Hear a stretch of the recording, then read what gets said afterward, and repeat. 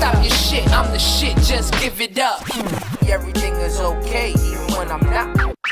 Time to bring it to the table. Everything is okay. Finally, felt so good to say that. Yo, B, you know how long? I haven't had somebody to speak to in here in so long. Yeah? Yeah. I have my last two podcasts were like the beginning of May, like the first week. Really? Maybe the first week of May. So for the entire month, I haven't had no guests. So it's been 3 weeks? 3-4 weeks, yeah. I haven't had no guests. It's been a little cold. It's a little cold. Oh, bro, it's a little. Got a brand new seat actually. Hey, yo, I got my one of my best friends in the fucking building. I got my man Eddie in the building, yo. What up? Chilling. How you feeling, yo? How's Looking great. how is truck life treating you? Truck life. It's good. It's good. It's good. Did you see an effect with this COVID as far as how much work you do? Did your workload get more or less? It's slightly less since I do household. And everybody's staying home. People are still moving because everybody wants to get out of New York. Everybody wants to go to Florida. Everybody wants to go to Texas. Not so much Cali, but Everybody's trying to go to Texas. People trying to scatter, you know. Yep. Nobody wants to be stuck in the 5 boroughs when they cut those bridges off, you know. So that shit sounds scary as fuck. not that many people. People are moving, just not as much. The problem is reloads coming back. It's scarce, you know. Coming back for household is scarce at the moment. For me personally, for the company I'm involved with. I mean, you know, it's kind of crazy that we would still be allowed, like, we still be allowed to work, and certain people weren't allowed to. Like, you know that clothing store that sells clothing, they have to stay closed, but a Target will stay open. You know what I mean? Like, it's just, and I know Target got food, but it does suck for those places that had to deal with this fucking shit, bro. Like, this shit is no joke. Like, and no, it sucks. I kind of feel like Pinocchio. Like, you know how he's a puppet? Mm-hmm. I feel like whatever they say, they're holding the strings, right? The Geppetto, whatever. Yeah, they're holding the strings. Mm-hmm. So it's like, what we gonna do with just obey?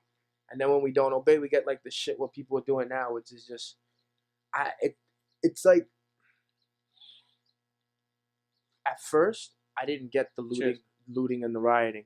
At first I didn't get none of this shit. Like, I got it, but I didn't get it. I still don't get it. Well, the way it was put to me, Eddie, was I asked why destroy things that we built, that we created, or that somebody, like a mom and pop shop, why destroy it? Why loot that way? You know, I thought about it, and that's what I've been asking. That's the big one. Like, why do this? Somebody brought to my attention that a life isn't replaceable. That storefront, that store, these buildings, this table, all those things are replaceable. A life isn't. And the way lives keep getting taken, if something is not done, and that's where they get angry, and that's where they feel like with these people that are looting and rioting, they feel they're like caged animals. And I feel like you put yourself there a little bit. You can't think like that. You have to break yourself out of the mentality you don't want to be in. Come on, look how far you've come. I tell you that shit all the time. You know why we've come so far? I know. That's why I corrected myself. But I give you, you know, I come in here to talk. The people I talk to is for a reason. It's because I admire what the fuck they done and what the fuck we've been through. So when I say you, I do mean us. But you for yourself, like, you made this. You decided to, because I was gonna start at the beginning, and then I was just like blah blah blah blah blah. But you've made this change that is just remarkable. You made a choice to change, and you haven't stopped. You know what I mean? Like, you should be a prime example of people knowing that they don't have to be what their society needs them or what they think that they are right now. Come on, G, how many drugs we did? How many nights we almost killed ourselves? How many things we've broken? How many people we've hurt? And yet and still, you know what I mean? Look at us bearing those things and deciding, let's change. These MFs don't want to, you know, like. And I know it's not everybody's fault, but that it's that they're doing these things too. I don't think they can really help it. I think not being educated. I think that not having perseverance, it's a big deal. What if your big brother's a drug dealer? You know, rather than your big brother being a guy that went to school, or a guy that drives a truck with a 9-to-5 job that has a house and an apartment. You know, what if your big brother is still the same big brother the whole neighborhood knows, but it doesn't really say much for you? What do you have to look? You want to be bigger than your big brother? In what sense? You know what I mean? In what sense? And I think that's where we fail. Well, we failed. Just gotta look at people. Just need to look at the bigger picture. In my opinion, they need to. I'm not no one to tell anyone what to do. Yeah. But in my opinion, if you look at things for what they are, well, let's say your big brother, let's say your older brother's a drug dealer, but then you see what your older brother has to deal with. He doesn't have much of a personal life. He's always watching his back. Yep. He doesn't even trust his re-up guy. Yep. He's constantly on edge, even though he pretends like he's not. He's on edge. Yeah, he might have nice things, and he might look like he's on top, and he is on top. But by being on top, he always has to watch his back. He always has his mentality always is different. He's not there, you know? He's not really him. And then you say to yourself, you say, okay, I look up to Big Bro, but do I want to live like that? Do I want to watch my ass all the time? Nope. Do I want to not be able to trust my best friend? Nope. Because my best friend's trying to be where I'm at? Yep. You know what I'm saying? So it's a double-edged sword. It's all how you look at things. It's all about perspective. It's all about perspective. Because when I was a kid, I was always like, yeah, I want to have a lot of money. I want to be rich. You ask me that now, completely different answer. What's your answer now? I want to be happy. I want to be healthy. I want my family to strive. If I can maintain where I'm at now, to guarantee the health of my family for as long as I live, that's all I need. Fine, I did my job. I don't need nothing. I don't need. If I could guarantee the fact that they don't have to go see a doctor for the rest of their lives, I did my job. I'm good. And that's a skeptical thought because we always need doctors. Rich. Exactly. I'm already rich. You know, currency is not what defines Edward. People forgot though. People forgot that money don't make the man makes the money. People forgot that along the way. They think that your entitlement of how much cash you got. Yes, it's a type of representation. We can't lie. Money rules the world. There's a type of representation there. But let's be honest. The richest people in the world aren't the happiest. The richest people in the world are far from the fucking happiest. They're probably the most nastiest, miserable ones. They're the Epsteins. You see, like this fucker. Like, come on. They're taking little girls and fucking having sex with them. That's what they're doing. Soros was trying to destroy everybody's fucking life. Oh man. So how's the road been treating you, Eddie? Was it a big you know, I always wanted to ask you this because it almost felt like what do they say? Like you were meant for certain things. You're the third person that said that. Okay. So I'm going on the right path. Ed, you're always gonna be a trucker. Oh, I didn't say that though. No. One of my boys is like, bro, born to be a trucker. Trucker Ed. I it's more than that though. For me, being a trucker, like I've seen truckers, right? I've seen people that are just truckers that. They're 50, 60 years. They're cool with that. They're just truckers. They work for the company. Cool with that. There's really nothing on the side that they do. But then I got a person like you where we've talked on the phone and your ambition for more. You're like, nah, I don't want to be doing this for fucking. I got good at it because that's what you do. You perfect something if you're gonna go all the way with it. Anything you do, you gotta be the best at what you do. Why do it then? There's no point in doing it unless you're gonna perfect. Yeah. So it's like you decided to do that. So when people see you. Like when people hear me rap, I'm like, yo, damn, you gotta be a rapper. No, I don't.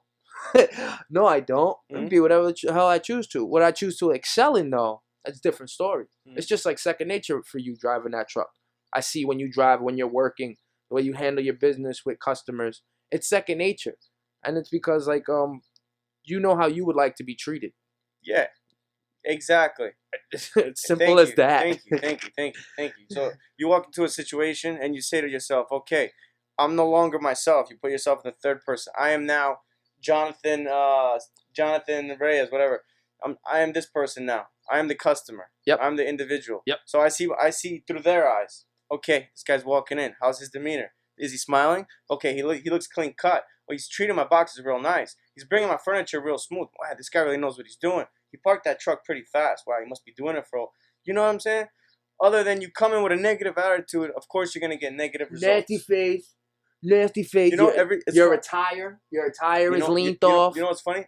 Everything plays a role. Most of the people that I go do deliveries for have a balance. They all owe money. ranging from 3, 4, 5 to 5,000. Really? People So always, what? They'll move multiple times and leave a balance with the company? No. So what they do is when they move with my company, there's never a balance. But when I pick up from other companies, they always leave a balance as collateral, right? Because It makes sense. the customer doesn't want to pay in full and never receive the shit. So they leave a balance. So the moving company has to deliver their stuff because shit, that guy. You want to get your money that now. guy owes us $3,000. Yeah. You know. It's So smart. it's collateral. So most people owe me money. Oh, technically. Yeah, you know. yeah, I know. Well, you're responsible. They owe the company money. So Yeah. most people, when they get there, the first thing most drivers do, right? They don't even open the doors. They get out of the door. They get out of their truck. They turn off the truck. They go to the front of the house and say, "Hey, I need to collect balance." Oh, they don't even introduce them? Like, oh, my bad. Let me let you go. Well, train guys. Let me let you go. Let me let you go. Well, people ask why I leave motherfuckers on the side of the road, bro. Motherfuckers are brutes, animals. The guy just lit up a cigarette. He's lighting up a cigarette. He's putting it out on the person's lawn on the way to the person at the door. They never even met. Doesn't even greet him. Hello, good morning. I'm using an accent because the last guy that worked with me okay when had you an talk accent. Russian, okay? No, the last guy had an accent. Man, I want to kill that guy. Talk about man. it. Everything is okay. No, hold on. But what I'm saying is most guys don't have common sense. You know, by the way, sense is not common. So this nowadays lack thereof is. In 2020, there is no such thing as common sense. It's just sense. Do you have sense? The common part, this shit ain't common, bro. Do you have sense? You just say, "Oh, he got sense," or "She got sense." You know. So, you got any sense? Got sense. So, yeah, just sense, dick. So picture, guy comes out of the truck. You know, cigarette or no cigarette, walks up to the door. I need my balance. Are you gonna give the guy a balance? No, you're gonna be like, well, you need to finish the delivery. No. I need to collect balance. However you say it, right? Now put that into perspective, right? The picture I just painted, and then put me delivering picture. Park the truck. I wave from afar. Say hi, good morning, good afternoon, whatever. Okay. I open the side doors. Okay. I got my helper out. I say, hey, I'm Ed. This is Jay. Introduce the crew from afar. You know, especially now with the whole mask thing, everybody wants their distance. No doubt. Stay the fuck over there. I go around the truck, I pick up the ramp, I get the ramp ready. So now picture, tractor trailer, doors wide open, boom, you're ready to go. Your shit's in your face. If you can't tell that's your stuff, then you need to go back inside.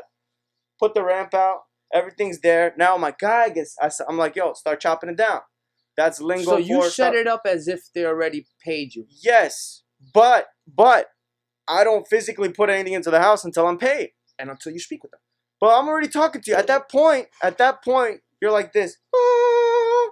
This nigga don't know If what your the legs fuck he's doing. At that point, if your legs are still closed, then something's wrong. He knows what the fuck he's doing. You know what I'm saying? So at that point, you're already paying me. This guy's already got, in cubic feet, probably 50, 60 cubic feet, which means like 10, 15 boxes by the door. Okay. He's already got 10, 15 boxes by the door or furniture, whatever. You already have a strip of work. Ready to go. We already got a line to be worked. We already got a line to bring him to the house. Bomb.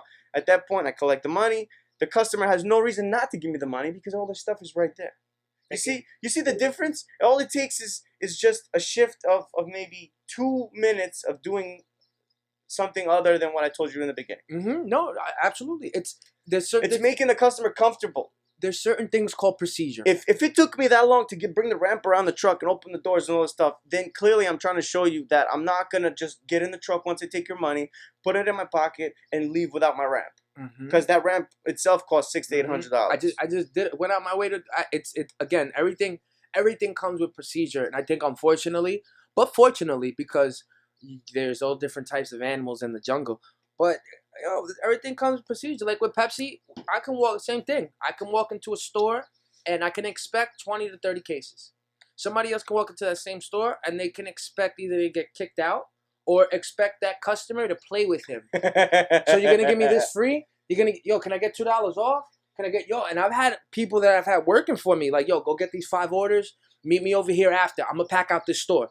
They'll get the 5 orders, and by the 3rd order, they already call it. This dude saying he got like 4 cases of breakage, and if he gets $2 off on, and I'm like, just take the order. They come in with broken cases. Just take the order. No, like if something goes out of date or if something breaks, they give it. We can take things back. We can, but as a distributor, you take a loss. Because if you're giving something back to me I sold to you, that means I don't make the sale, right? That means nobody loses. It's a canceled thing. So no distributor likes to take anything back because that means you didn't sell it, you didn't flip it, you didn't make no money. And I wasted my resources bringing it to you. And I wasted my shit bringing it to you. So no driver really likes to take shit back. On occasion with drugstores, big stores, if you want to get into a store, like say I just bought a route and I want to get into a store, but the old distributor, he never took breakage, that's an easy door for me. Because I won't take a loss. What I lose, $100 worth of breakage? When I go ahead and resell that stuff, but you could resell it or take it home or bring it to a friend. breakage is outdated. Outdated stuff goes to the company of Pepsi. That's the only way you'll get your credit. So you still get credit for it. I mean credit in the sense it gets canceled. You have to remember, I'm a drug dealer at Pepsi. I buy the product and I sell it at my price. Yeah. So if I'm taking product back from a customer and I'm giving it back to Pepsi at their price, nobody makes money. That's why they refuse to do things like that, especially with COVID. If your store was closed down during this time, then it's your fault. That's how my bosses are treating it. If your store was closed down during this time, it was your fault. I don't have to take no cases of soda from you. Because I wasn't closed. I wasn't closed. You didn't have to close. And I totally get that. Yeah. But you know what's gonna pile up? If you get 10 customers, they all take 20 cases a week, and they all say no to you. That's 200 cases in a week you lost. If you make 3 times that amount off your commission, because you get about $2.75 a case commission. So let's just say almost 3 times that amount per case. You just lost a lot of money if all these Arabs all called each other and said, yo, don't buy from Pepsi this week. Don't buy Pepsi. They're all connected. You know they all know each other somewhere. You know what I'm saying? And that's it. It would shut it down. That's why I say, like, but it's all about procedure. I can walk into that store. I can go ahead and say, yo, listen, you got 4 cases there? I can't take one I can't take all 4. I'll take 1 a week. I'll take half of it a week. You know, do what I have to do so it's under the radar. But he'll trust me to do that. He'll trust me to give me 30 cases, and I'll tell him I'll take 1 a week, rather than him saying, no, I'm not giving you a delivery this week. You know what I mean? It's procedure. Just the way your customers will trust you. Just ways to go around certain things. Come on. Yeah, like, see, if I go speak with the office and they found out the way I do things, they're not gonna like that. You know, you understand what I'm saying? Because they want the money first. Every company wants the money first. See, technically, I could give you the whole delivery. I can give you everything. Did your job come with it? Did your job? All right. Go ahead. Go first. I can give you everything, Gil. Right? Okay. Let's say you got half my trailer. Okay. And that's all you. Okay. I could be the big man and say, you know what? You seem like a great guy. Yep. You seem like an awesome motherfucker. Yep. You owe me $8,000, no doubt. Yep. What I'm gonna do for you, Gil, since you look like a nice guy, I'm gonna deliver half this trailer. I'm gonna work for the next 9 hours, me and my guy. We're gonna haul ass. And then I trust you're gonna give me those $8,000 at the end of this 9 hours. Yep. See, I can do that. 90% of the time, you're gonna have broken items. 90% of the time, there's something on that that's gonna happen that you're not gonna like. So how does that work then? All right, yeah, right? We're going. We going. That's 90% of the time. There's something. Finish that. There's gonna be, right. He said 90% of the time. I don't care who tells you what. There's no such thing as a perfect move. Something always happens. There's so much room for error. You want a perfect move? Then buy something. Buy one piece at a time into your new house. You can get close to perfect because I pride myself on being a professional mover. I know I'm you a do. Professional relocation. I bet you do. A professional relocator. Whatever, relocation specialist. Whatever, a professional mover. Good shit. You know relocation specialist. Relocation specialist. But that could go for different things too. So yeah, of course. You could be a person that moves bumps. I'm a professional mover. So even when I do a move, there's things that can go wrong. You know, a little fine china can chip. Why? Because maybe me or my guy, there's something slipped, or we hit a bump, or we hit a bump, and then the box happened to be on the hand truck, and then we hit a bump we didn't see coming, or we moved the wrong way, and that box hit something. Bro, there's just so much. Way of the world. There's just so much room for error. You know what I'm saying? So I could do that. I could be the big man. $8,000 you owe me. Do the whole move. Bunch of broken stuff. Legally, you don't have to give me a fucking penny. Once you close that door, once I bring the last piece in and I walk out to go get the paperwork, and you close that door on me, and you haven't paid me, you can close that door in my face, not give me a goddamn penny. And now I'm trespassing? Now I can't get my money, and let's take it to court. Now, here goes Ed killing himself on a trailer, moving moving dozens of customers each month, right? And I'm working for free. And you got to Because I trusted you, Gil. Because I liked you. Because you seem like a nice guy. But do you go to court, or do you go to court to get your money, or does your company? Good question. I think the company would help, but at that point, the company's looking at me like I'm just an idiot. So they're gonna push me so much work. They're gonna keep me busier than ever because they want me to pay that 8-9 grand back, right? Of course. But then I'm working for what? Who am I working for? It's worse than Uncle Sam. Yep. It's worse than the mob. Yep. Because at this point, I'm just working for free. Yep. You know what I mean? You have this lingering over your head. Fact that this keeps why happening. did that happen? Why? Because I'm just this nice guy, and I thought you're a nice guy, but I realized you're not. So would I ever take that chance? Nope. No, sir. Why would I? No, sir. Have you ever gotten? I don't care how beautiful you are, or what kind of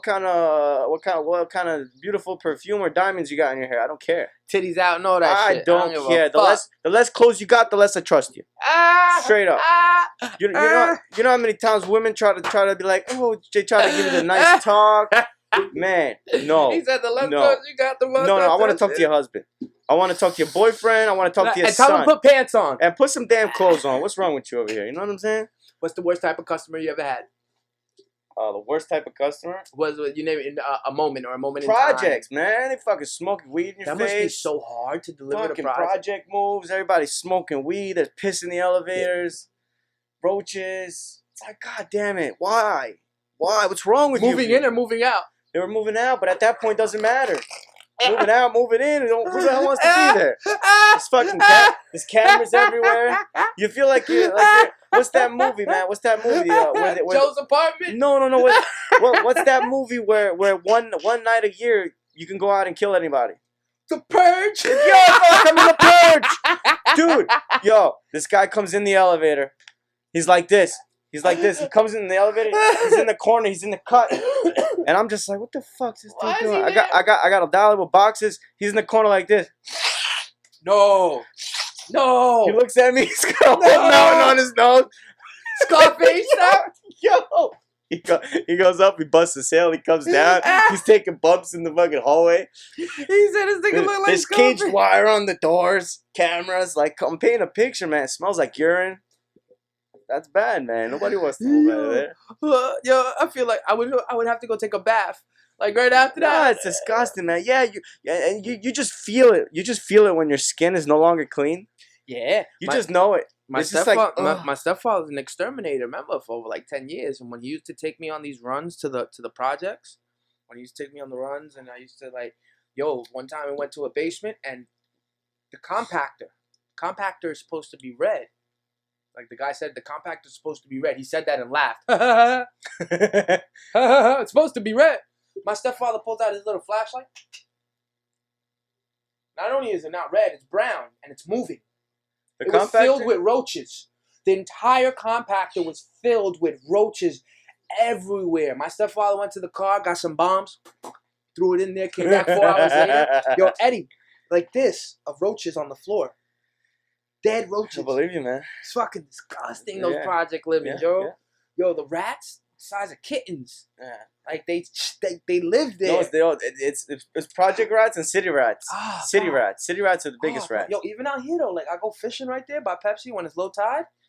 Yo, the birds come and grab the rats. The rats, yeah. The seagulls eat off the rats. Yo, they love it. They eat them. But I feel like seagulls and rats and pigeons are all the same thing. They're scrap eaters. They're all scrap eating animals. I think seagulls taste the best. No, I mean, if we had a choice, shit, I probably. Well, right here, you say that around the corner, right here. This guy has a pigeon coop. Asian guy. He has over 50 pigeons in there. What's he doing? So he's cooking them. He's cooking them because I wanted to find out. You know damn well he ain't flying no pigeons underneath an airport. You're legally allowed to keep a pigeon coop in New York. You're legally allowed to keep one. You should. I didn't know that, and I look. Why do people do it? If you're not eating them, eat it. If you're not eating them, they do it to eat it. It's a beautiful thing. But if you're eating them, they do it to kind of weird. Nah, why? The first couple of pigeons you catch, don't eat them, but the babies, feed them good food. Yeah. I mean, I guess once you have 50, I mean, you don't really even see them as pigeons anymore. They're just food at that point. I mean, if I got one or two, I start communicating with them and shit. What's the weirdest thing you ever ate? Weirdest thing I ever ate. Mm-hmm. I think it was at this Mexican restaurant on Steinway, and it was Damn, I thought you were gonna say some other shit. No, He was right here. no, because I'm thinking I think it was Crickets. Crickets was good. It's not the weirdest. That's the first. But you ate them cooked then. Yeah, that's the first. That's the first. I ate them raw. You eat crickets raw? For $100, I ate 4 of them, all in one shot. Yeah. Damn, $100, and they're actually good for you. They're not bad. Whoever gave you $100 is an idiot. Yeah, not bad. They're good for you, actually. Right they here, got 27 protein. Park. Yeah, right here, 27 Park. Yeah, they're not bad. I mean, I would prefer them cooked, but I mean, I ate dirt when I was a kid. dirt. Yeah, just dirt. I swallowed a penny, a whole penny. A whole penny. When did you shit it out? Yeah, shitted it out. When? A couple of days later, but Was I it choked on it in oxidated? school. I choked on it in school. I swallowed it, and I never forget it. I couldn't breathe, nothing. And For how my long? friend, for a good Were maybe we in 30 school seconds. at that time? Were we in school together? No. This was like second, third grade. Second, third grade? My friend smacked me in the back of my neck, and it went down. Oh, that's good. Yeah, it went down instead That's of good. out. Yeah. Yeah, I was in class with, remember Ramos? Yo, I had Ramos on the pod. Yeah, I was in class for, wait, I think I had Ramos. Yo, you see Ramos? No, I haven't seen Ramos. Oh my God, Eddie. Here. Yeah, we'll keep going, but oh man, you gotta see Ramos's transformation, bro. Yeah? Oh my. How's he looking? Yo, son. Looking or, I mean, physical or mental? Yo, Or both? Well, his mental, he's still Anthony, but he's more he's Is definitely he more outgoing? what? Is he more outgoing? Yeah, I'll show you more. Look at my man. Yo, my man lost so much weight. Yo, look here.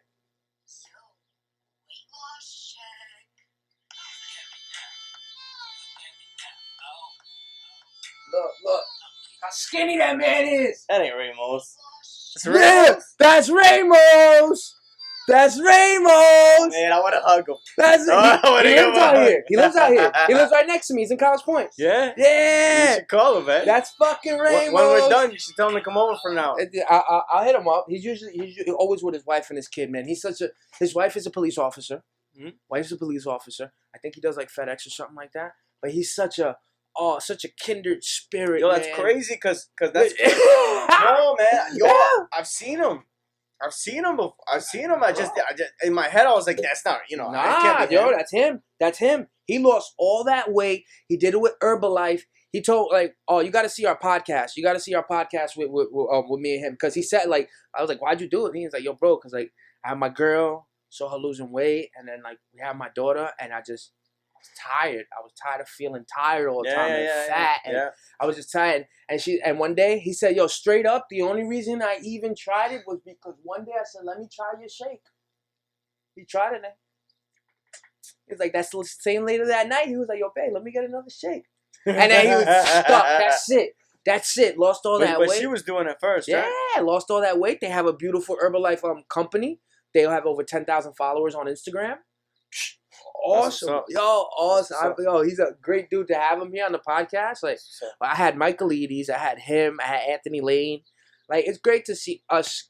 Febs, man. I miss that guy. I miss all these guys, man. Yo, Febs comes over here every UFC almost. Yeah? Yeah, he watches every UFC with me. Man. Before this happened, he was watching every UFC with me every Saturday. How's Febs? Yo, Anthony. He's good. He's Chilling? great. Yeah, he's Chilling? awesome. He's awesome. Still doing construction?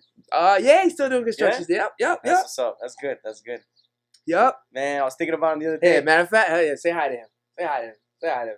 I know he loves being on the fucking podcast. He's so great to talk to too. He is so great to talk to. I was talking to Mario a couple, I think a month or two ago. He said, Mario. This guy. Mario. And we were talking about Anthony. I'm like, yo, I wonder how that guy's doing. He's like, yeah, man, I miss that guy too. Yo, wow. I haven't seen Mario in that long, yo. I hope he's okay. That poor fucking guy. He was going through some shit. You gotta have him on a podcast, Mario? man. If I do have, yeah. You're If gonna need multiple mics for when he goes. If I ever have Mario Yo, on a you're gonna podcast, need multiple mics for when he go. if I ever have Mario on a podcast, bro, I gotta leave a machete or something over there too, cause Mario, he's sketching you out, yo. A lot of people though we went to school with are fucking bugged out though. I'll never forget, yo, and I love you, Bobby, but I'll never forget the time me and Doobie was rolling by in the car, see Bobby picking up a butt of a cigarette or something, and then what are you doing? He was like, nothing. Hey, I love you. I know you. He's good now. Bobby's good now. But yo, we've been through some shit. Like, yo, all of us. I think we were the last. Like, I'll never get the. I'll get the good stories from my grandparents. My grandparents will tell me good stories. Like, yeah, we used to do this, we used to do that. But I'll never get like stories from my parents too much, faintly. But then I think about it. I think I got all the stories. I think I got enough stories for all of them. Like, I think I got enough I tell my mom stories now. Right? I think I got enough faded moments. Like, I got enough faded moments, enough faded times for everybody. Dead ass. I be telling my parents stories. Do they look at you bugged out? Because your parents are old school. It's hard to entertain them. Because I remember... They don't get entertained. They don't...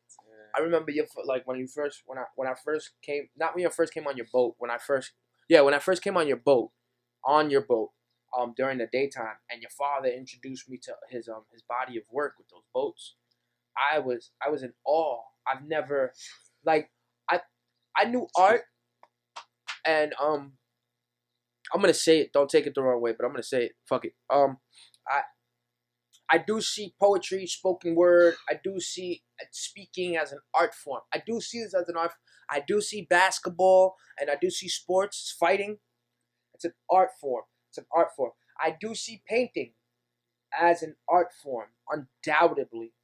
But there's something about crafting things with your hands, like molding something. Like the guy that's able to take a weed whacker and make a sculpture out of a fucking bush. Mm-hmm. That's your father with wood. Your father with wood is... He is the mason that that I'm so happy to know. Because I don't know any Masons in my life that are, Christian to me, same way. Christian, you can put a whole room together, a studio masterpiece with all that. But to take something that the earth gave you in a plain form, and after I went to your house, I had to know how. How do people carve wood? And I saw this multiple ways. The big way that they do it is with a fucking 3D machine, which is cheating. They use a 3D machine, and and then I saw this little old man with tools, with grinder tools. Let me tell you. Do you know that if you were to put my father's boat in the water, it would float? Because the way he builds it is the way boat builders build boats. He puts ribs. He's got ribs on the inside and the outside. On the inside, and then he attaches the outside ribs, the outside planks, and then he puts the lacquer finish. So if you were to take a sozo and cut his boats in half and you go like that, it's 3-dimensional. It's exactly parallel. It's 3-dimensional. Yeah. It's the way if you cut one of his boats and you cut a real boat, a real scale boat in half, same thing. That's amazing, 3-dimensional. That's amazing. It's not like it just looks the way it looks on the outside, and then you cut it, and then it's just a bunch of wood inside. It's just a thick block of wood. No. It doesn't cheat. There's no cheating. There was so much detail. There's no cheating. It takes him anywhere from 6 months to this. There's a boat that took him 2 years. From 6 months to 2 years. He doesn't do it. You can't do that every day. He hasn't done it in a while. No. I mean, when you're making a boat, like when he was making a boat, was he at that boat every day? Every day, because you gotta understand when you do something. Okay, someone, in order, if you're rich, it's because you don't work a day in your life, and the reason why you don't work a day in your life, because what you do isn't work for you. Mm-hmm. What you do is passion. Mm-hmm. It's natural. You know what I'm saying? So for my father, to him doing that is not work. Him doing that is he wakes up and, okay, I'm doing what I like to do. You know what I'm saying? So he's never worked a day in his life. To us, it's a year, 2 years of work. Oh my God, holy moly. But to my father, he's never worked a day in his life. Because that's his passion. That's what he likes to do. That's what he got pleasure out of. When you look at one of those masterpieces, it's like, holy shit. Wow. I'm amazed. I told you, I was literally in awe because, like I said, you see paintings and you see sculpt, you see things that are amazing. But to know somebody, person to person, and let's be honest, you spend most of your life on a boat. To see person to person, that magic that can come from that man's mind and his hands to see that. Like, I just wish I was in a position that I had mad money, just because I find that art so appealing that I would buy them all at the price he would say it. Like me. Because I'm not a collector of art. He wouldn't sell them all. I know he wouldn't. I know we had this convo. He won't sell them. He'll sell you one or two. But nah. These are my life work. He won't sell you. You know what that is though? He won't sell you. That is real. He'll sell. He'll survive. But he doesn't need to. You know what I'm saying? He doesn't need to give you all he's got. No. For what? For paper? For what? For paper money? Yeah, but that paper can. You know what? I can't even say that. Because he didn't need better tools to make what he made already. So any finance that he would get off of what he created, I think he would probably only do it if it was probably a necessity. If he was sleeping in the street and off of $1 billion for his boat, he ain't turning me down. No. He'll still turn me down? No, he won't turn you down. That's why. But out of necessity. You haven't even got off from $1 billion. But I mean, that would be very generous. Eddie, I don't know if you have, but I did deep diving into the creating of, what is it called? Damn. What was Jesus? A carpenter. There you go. Okay. Carpenter. I didn't know that. Jesus was a carpenter. A carpenter is he's not a carpet person. A carpenter is a person that messes with wood. I know. Yeah. So if you think about that, Jesus was your father got God's he got God's straight. Jesus is straight trait. I never looked at it that way. Yeah, Jesus is a carpenter. It's crazy, right? Your pops got that, but that's why I took it in so amazing, because I don't know those. I never. Yeah, you got people that deal with things, but I know him. I met him, and he's so humbled. He is your pops, but if we took all his boats and we put them on like this display for people, they would be like, oh my God, where the fuck is Picasso at? They would, because they wouldn't. That's something you don't see. Any word that I say rapping has been said before. Any word that I say podcasting, any action that I take in life, killing somebody, making money, getting rich, buying a house, having kids, any action you take in your life has been done before. Those are repetitive things. To have something that is original, that where everybody else says, oh, that ain't nobody else's, that's... Your pops got the that. market for those is very small. Oh, because you know why? Scarce. Now there is, but that's because in my opinion, it's where they're being marketed as well. I'm telling you, there is a person that has this niche for this. That he'll see your pop's boat and he'll just be like, yeah, that. There's a niche for everything. There's people that got money that pay to sniff other people's socks. Yeah. There's people that buy oxygen from Mount Everest. Oh, yeah, right? They buy bottles of pure... They believe it's really from Mount Everest. No, it really is. How you know? Because the people, the owners of the company swear by it. They swear. They go up there and they capture... How do you know? I don't know. But they swear. They'll look at you in the face like, no, this is real. This is real fucking Kilimanjaro oxygen, CO2. And we went up there. Yeah. It was a 2-day journey, and we gathered 100 bottles of the purest oxygen on the planet. I never forget delivering Pepsi to the city. We delivered like 250 cases of Avion water to some hotel, and I could not understand the reason why. I said, "Yo, we've been here 3 from the French Alps. We've been here 3 times this week. Why?" And you know what the guy tells me? He says, "Yo, this hotel is mostly Asians. They bathe in it. They believe it keeps their skin young." I said, "No, they don't." He said, "Swear to God, I got a guy right now. He orders 30 Avion water to his room every day." It was the 1.5 liter joints too, right?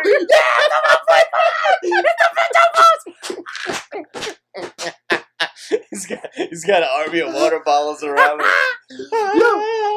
Yo, it's fucking hilarious. It's fucking hilarious. Oh man, I can't get enough of it. But yo, people all got weird things that they're into, and like I said, your pops really stood out to me with, like, I guess it goes hand in hand and complements with everybody's genius. Everybody got a certain genius to them. It's all about figuring it out. Figuring out what your genius is. Like, do you everybody got something? You know what your genius is? No idea. I have no fucking clue. No idea. No, not yet. I know we're taking steps to finding out though. you can't say you don't love your job. Not maybe the physical part of it, but driving a truck. No, I love everything about my job. You love everything about your job. I love everything about my job. The only thing, the thing that I don't like is that my job consumes my time. And Does it every job? Look at this. Look. I want you to do this. What? Boom. Oh, asleep. Oh, asleep. Asleep. It's like, come on, man, cut it out. Leave him alone. Leave him alone. He's like, come on. But you were saying your job consumes you? Oh, yeah, one more time. Hold on, one more time. Boop. Went to sleep right there. Right there, he was sleeping. Ow. No, my job, I'm grateful, man. I'm grateful for everything. I'm grateful for the opportunity to be able to handle, Other people's stuff? No, to be able to that's a lot of responsibility, bro. It's a lot of responsibility, driving a big vehicle, you learn to, like my whole growing up and like crash a couple cars, crash a couple motorcycles, almost kill myself a couple times, and then I realized not one day, I guess in a collective period of time, I thought to myself and I said the reason why is because I don't respect this vehicle.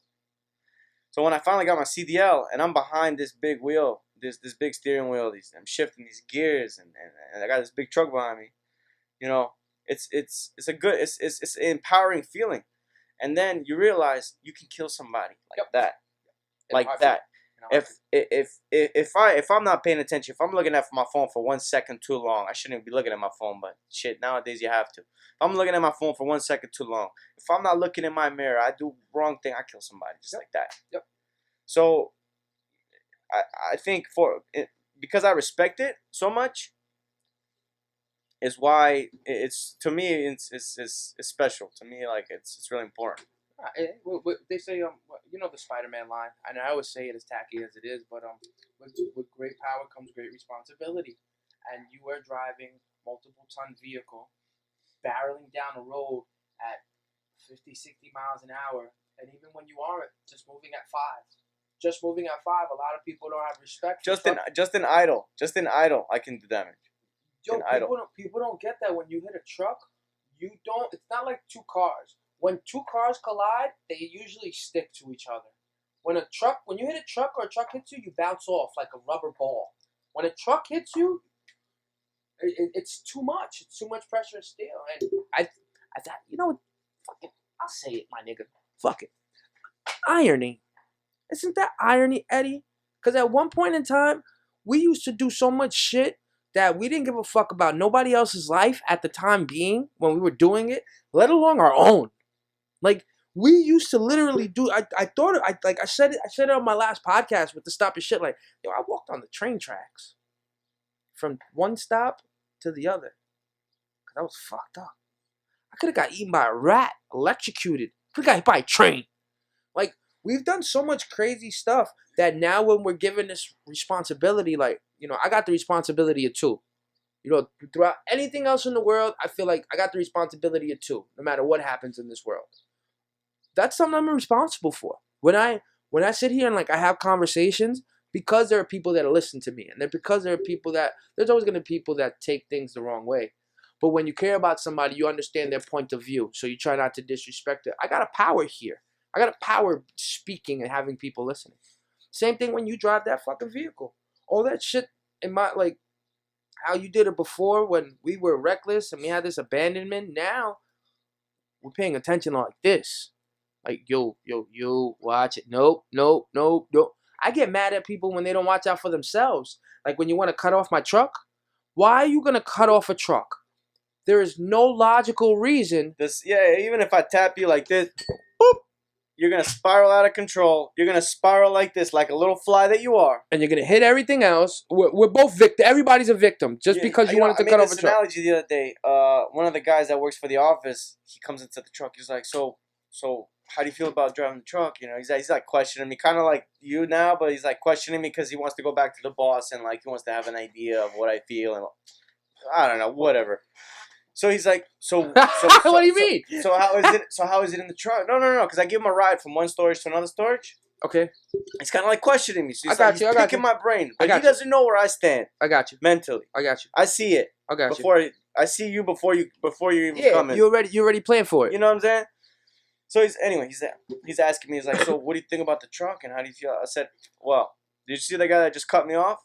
He's like, yeah. He's like, you gotta watch out for bugs. He's like, what do you mean? I said, you gotta watch out for bugs, sir. He's looking at me confused. I said, I'm the fly catcher, and these are the flies. So in order for me to let these flies live, I need to do my job, because these are all flies. And you know what flies do? Stupid things. Fuck you doing cutting me off, bro? I'm making a wide turn. 2 lanes. I'm in the second lane, but what I always do is I take part of this lane. So I let my passenger side ride the line. So it lets you know, don't fucking go that way. Because I'm going wide. So I go wide. What does this little shit car do? You want to come right there. So when I'm making the bend, you got no space and I almost crush you like a can. Yes. What do flies do? They go in places they shouldn't. They start. And where do they get? SWAT. You understand what I'm saying? So when I told him that, he was confused because he's always buying a computer. You know, he's a stock kind of kid. You know, he's a nice kid. I love the guy. But he, you know. No, I know the difference. So he looked at me like he didn't understand. He thought I was being an asshole. No, bro. This is the reality. Yeah. I have a Class CDL. I have a Class A CDL. I didn't just get it like that, you know. I had to fucking go bust my ass. I had to sacrifice many days of. You can only go 1-2 hours at a time. You got to go to that class 20, 30 times sometimes. You know what I mean? You got to take days off. You got to pay the bills. You still got to make ends meet. And all in the process to get this. And then you finally get this fucking license and you realize, holy shit, I didn't just get it. It wasn't given to me. So I need to cherish it. And then you're up here. You're like 10 feet off the ground. So you're looking at everybody from the top. You know, you're kind of like the watcher. You know what I'm saying? Like I'm the type of driver. If I see quarter mile, half a mile away from me, if I see traffic up ahead, what do? What should a professional driver do? Tell me. I put my hazards on. Hazards. Yeah. Hazards. Downshift. Ride the clutch. Ride that motherfucker and just put on the engine brake if you get. I do that in my car. Put on the engine brake. You don't do that in your car when traffic comes. Do you know? Man, I'm thinking about this invention the other day. How to put engine brake on a car, so I don't have to step on my brakes. Just press a button for engine brake. For a car. Automatic neutral. Automatic. Or retarder, like a truck. Like a retarder on because on your car. truck has a retarder. That's what engine brake is. Retarder, I think. So if I see traffic, automatically downshift, engine brake. Hazards. Mm-hmm. Tell me why there's people racing. Why you see the hazards? You racing a stop? You're racing a stop. Racing to a red light. Or people that race to a red light. Hate you. I hate you. I did this yesterday. Raced to a red light. He was even honking at me. He was angry. He was like this. Bro, in this red light. And then I get to the red light and I pass him. Because I'm already in gear. So I keep moving. I'm like, you fucking idiot. You're more. You're honking. You're going crazy for what? I really can't stand people on the road. Like people don't have no respect for truck drivers again. And that's not having respect for your own life. Like, this is a moving vehicle. I want to finish your question. Good. So, I love what I do. Yeah. I don't want to keep talking about me. We're going to talk about you. I don't want to keep talking about No, me. we ain't talking about me. We're going to talk about us. Remember, you're still mad at me. We'll talk about that. That's stupid. That's something stupid, silly. It's not even worth talking about. We got a shot. But we'll talk about it. Cheers. Cheers. Finish yours because I do want to bring some. I do got to give you some graces for something. But go ahead.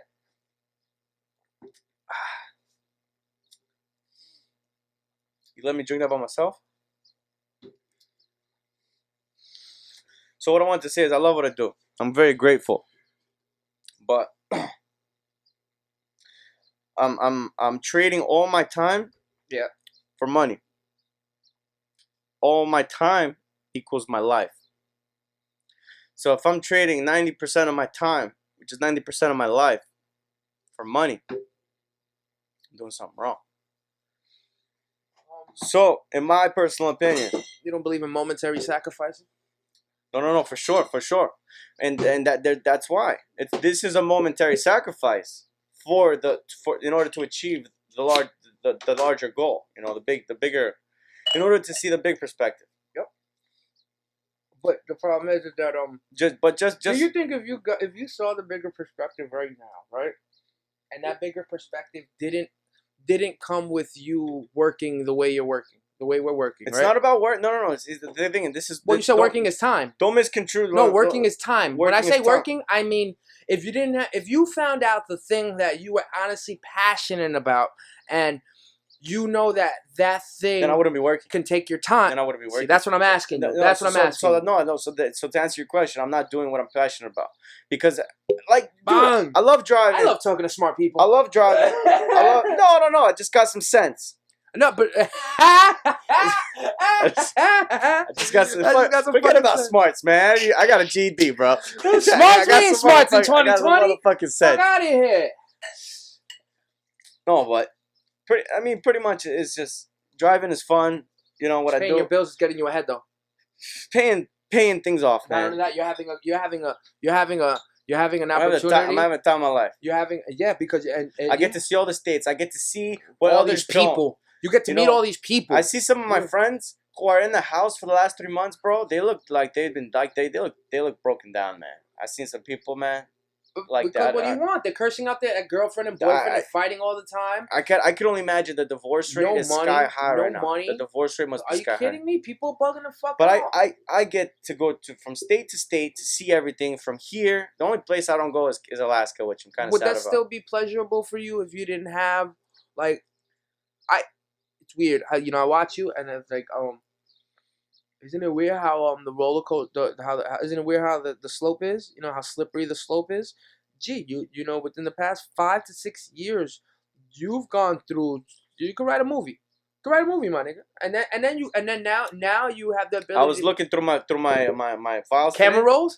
I was talking to my lawyer because I had to send him something because he needs to take care of something for me. So I'm looking through all my paperwork. Okay. I see summons, court appearance, ticket. Yo, bro, shit is real. What do you, man? I forget the terms because I'm not a criminal, bro. You swear if you look at my abstract driver's record, I'm a criminal. You swear you look at mine too. If you look at my record, you think I'm like some bad guy, you know? Mine too. Mine's even worse. But I was just looking at everything today, and I'm just like, man, car accident, motorcycle accident, this, that. Yep. I'm looking, and the most of it. You still got a CD out too. I gotta go. Oh man, fucking guy. That's why you appreciate it so much. Man, in life, this is what I realized. In life. You get what you put out. You know what I'm saying? Everybody says that. You get what you put out. Not everybody says that. No, the smart people I've been dealing with, a lot of people. You get what you put out. I'm not a karma goer. I'm not a karma goer. Forget about karma. But it's not about karma. It's not about karma. It's about the goddamn universe. Yes. The universe is deeper and more, much more complex than anyone can even comprehend. There's more. It's not just what you see. There's a lot of things that you don't see that are happening all the time. Facts. It's all about energy. We are energy. We are energy. That, we are electricity. They use that the wrong way, our bodies are electric, right? They use that the wrong way, though. Our bodies are electric. Yeah. Our bodies and these guys don't get along. Our bodies and phones. I'm serious. Our bodies don't like that. You think so? They don't like it. You think that phone disrupts our homeostasis? Yes. I believe it in a mental state. I believe it. Why you think people could get bullied? People get subjected to their phones. But then, Eddie, how the fuck can people make millions of dollars off that bitch too? Yeah, no. What's the saying? You know, there's a saying. You know, it's like it could be your best friend. It could be your worst enemy. Yeah. You know what I'm saying? Yeah. It could be your best friend, your worst enemy. It's what you make it out to be. Absolutely. What were we talking about the other day? Remember when I was on the truck and we got into this little conversation, and I said to you, just think, follow. How many times do you hear follow? When you're connecting the word follow to a piece of technology, social media, follow. It becomes psychological. It becomes second nature for me to follow you, Gil. Now it's an attachment. I guess. No, because I'm following it now. Now it's stuck to me. You gotta follow me. Every time I open my phone, you're there. Yeah, you know. I follow you. And if I got a bigger following, then you gotta follow me. I'm gonna cry. Because I can't follow you. You might cry. I'm gonna cry. You might get suicidal. You have more fans than me? You might get suicidal. you might not be able to go to sleep because of all the girls I'm having sex with, all the women I'm fucking.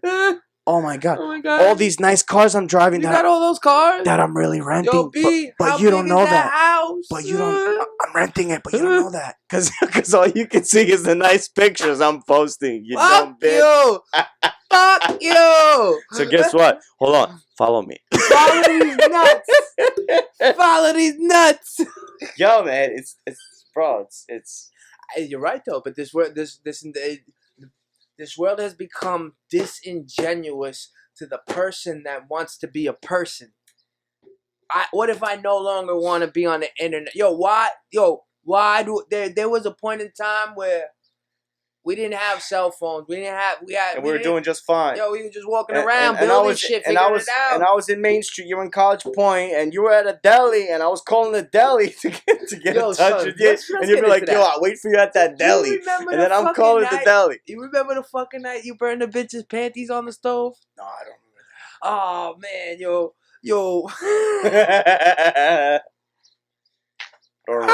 Yo, so we was at a party on Northern Boulevard on Roosevelt.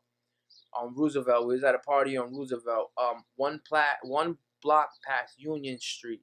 I think it was somebody's building, and we was in a building. We was at a party.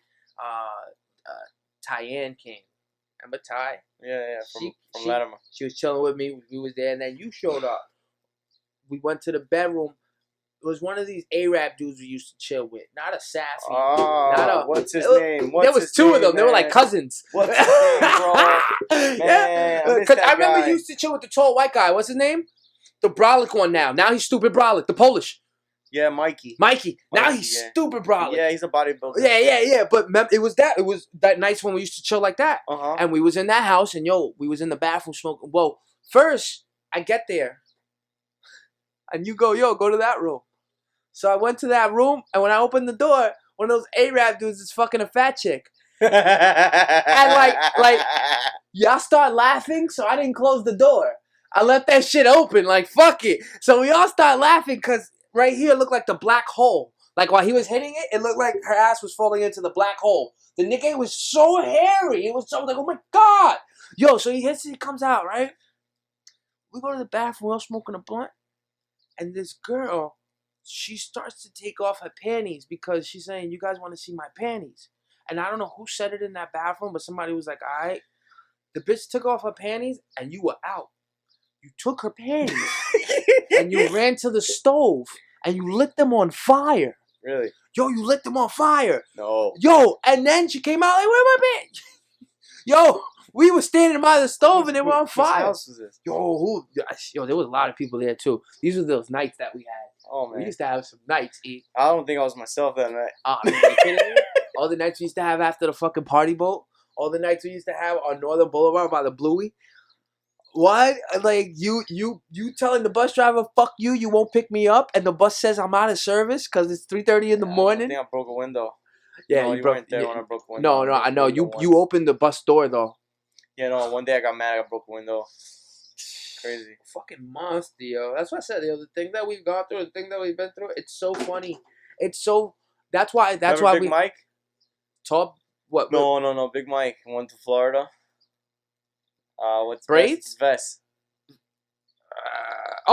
Yeah, Wesley. My brother. Yeah, Mike. How many nights y'all had? That's my nigga. That's my boy. I don't know what you can say on this goddamn shit. We can say anything we my want. You can say anything you want. Fucking Vest. Everything is okay. He calls me. He tells me one morning. I don't know if it's true or not, but he says some shit along the lines of, we're in front of Burger King. And this Asian kid says something. He says, and then he made one of these faces. Pew. That's right. And I'm like, yo, what did I do? He goes, pew.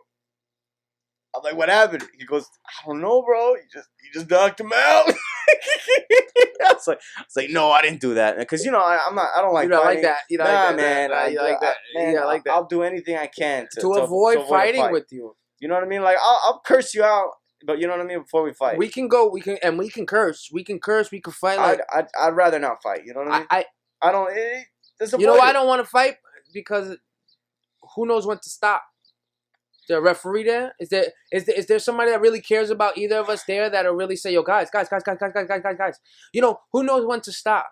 I don't mind, and we wrestle. I don't mind profession. I don't mind fucking around, as long as we both know. As long as we both know, like, we're fucking around. Even if we both put them. But in my opinion, in my personal opinion, fucking around is not fighting. Fight is not. Oh, it's real. Well, I could, but I would fight. If you're the moment you're genuinely attacking me, you're threatening my life. Yeah, that's a different type of thing. Red zone. Yeah. You know, we're no longer whatever we were before that. Like, yeah, we fucked around. You know what I mean? Yeah, but it's different when you have to feel like I gotta defend my life. Yeah. I would never kill you. You would never kill me. Yeah, no. Like, we're not, you know? But what I'm saying, exactly. We would never kill each other. But when it comes down to a street brawl, bro, anything goes. Anything goes. You know what I'm saying? You got it. I don't know what's in your mind. I can't read it. Nope. You're attacking me. Nope. You're putting my life in jeopardy. Yep. You know? Things are happening fast. And I don't know how far you're willing to go to defend your shit. Things are happening fast, you know? I don't know. So if I could avoid that, I would. You know? I mean, it's nothing about being afraid or no. It's just let's try to avoid, because this isn't gonna lead to anything good. It's you know what I think that's like that's also like end all be all. Besides like being dead, that's the extra extreme dramatic, like killing your enemy. I think fighting is the end all be all. That's when 2 people or 3 people or a group of people no longer choose to use their human traits that we were all given. We were all given some human traits to go ahead and disclose and speak our opinions. You know, even for the countries that are communist and all this, you can still say it. You can still say it. Maybe nobody's allowed to hear you, but you can say it. You have a mouth and a brain. You disqualify yourself from just having that mouth and that brain when you cross that line and hurt somebody uncontrollably. Like, when you cross that line, it hurts somebody, and there's no necessary to it. And at the other time, part of me does agree with people. Some people do need a strong arm. I've met people in my life, man. I'll never forget growing up with a kid that was 3 years older than me, and right now he's not allowed in Puerto Rico. Right now, I think he's in jail. You know, he was 3 years older than me. He was my mom's best friend's son. And this kid would curse his mom out. Fuck you, bitch. I'll never forget it, because I was so, like, at 4 or 5 years old. And he would come around every 2 or 3 years, and he would always talk to his mom like that. Talk to people like that. Fuck, you want to fight then? You want to fight then? You want to fight? And when, little kids usually won't stick up for him. All the time. But he will fight you. He'll get his ass whooped and then keep going. He'll get his ass. Certain people it doesn't resonate with them. Getting their ass whooped isn't enough. And I think the shameful part is that we don't walk around with labels. I don't know who you are until I talk to you. I don't know who you really are. And we shouldn't walk around with labels. I mean, no, we shouldn't. China's doing that. You see what they do when you come China's to China? Doing that. When you're a walking label. No, but you know get 14 why? days Hold quarantine on. when you come to China. Hold on. I'm going to cut you off, bro. Go ahead. I'm going to put my hand in your face. Go. You know why? Because you're following. If you weren't fucking following, you wouldn't be a mark. Everybody on TikTok is a fucking China. You wouldn't be a mark if you wasn't following, right? Geometrics. Guy got caught jaywalking with geometric cameras. Got what do you mean? Got ticketed for jaywalking because he had sunglasses on, but they still knew it was him. You know what they do in like Saudi Arabia? Saudi Arabia, they do that too. They have you see how we have cameras, and you see how they got people that walk around and give tickets and shit like that? Well, they don't have cars that pull you over there. You know what they have? Cameras. They got drones? No, they got cameras absolutely everywhere in the city. And you know where? What they do? In Saudi Arabia. In Saudi Arabia. You know what they do? In Dubai? Yeah, you know what they do? They send you the ticket in the mail.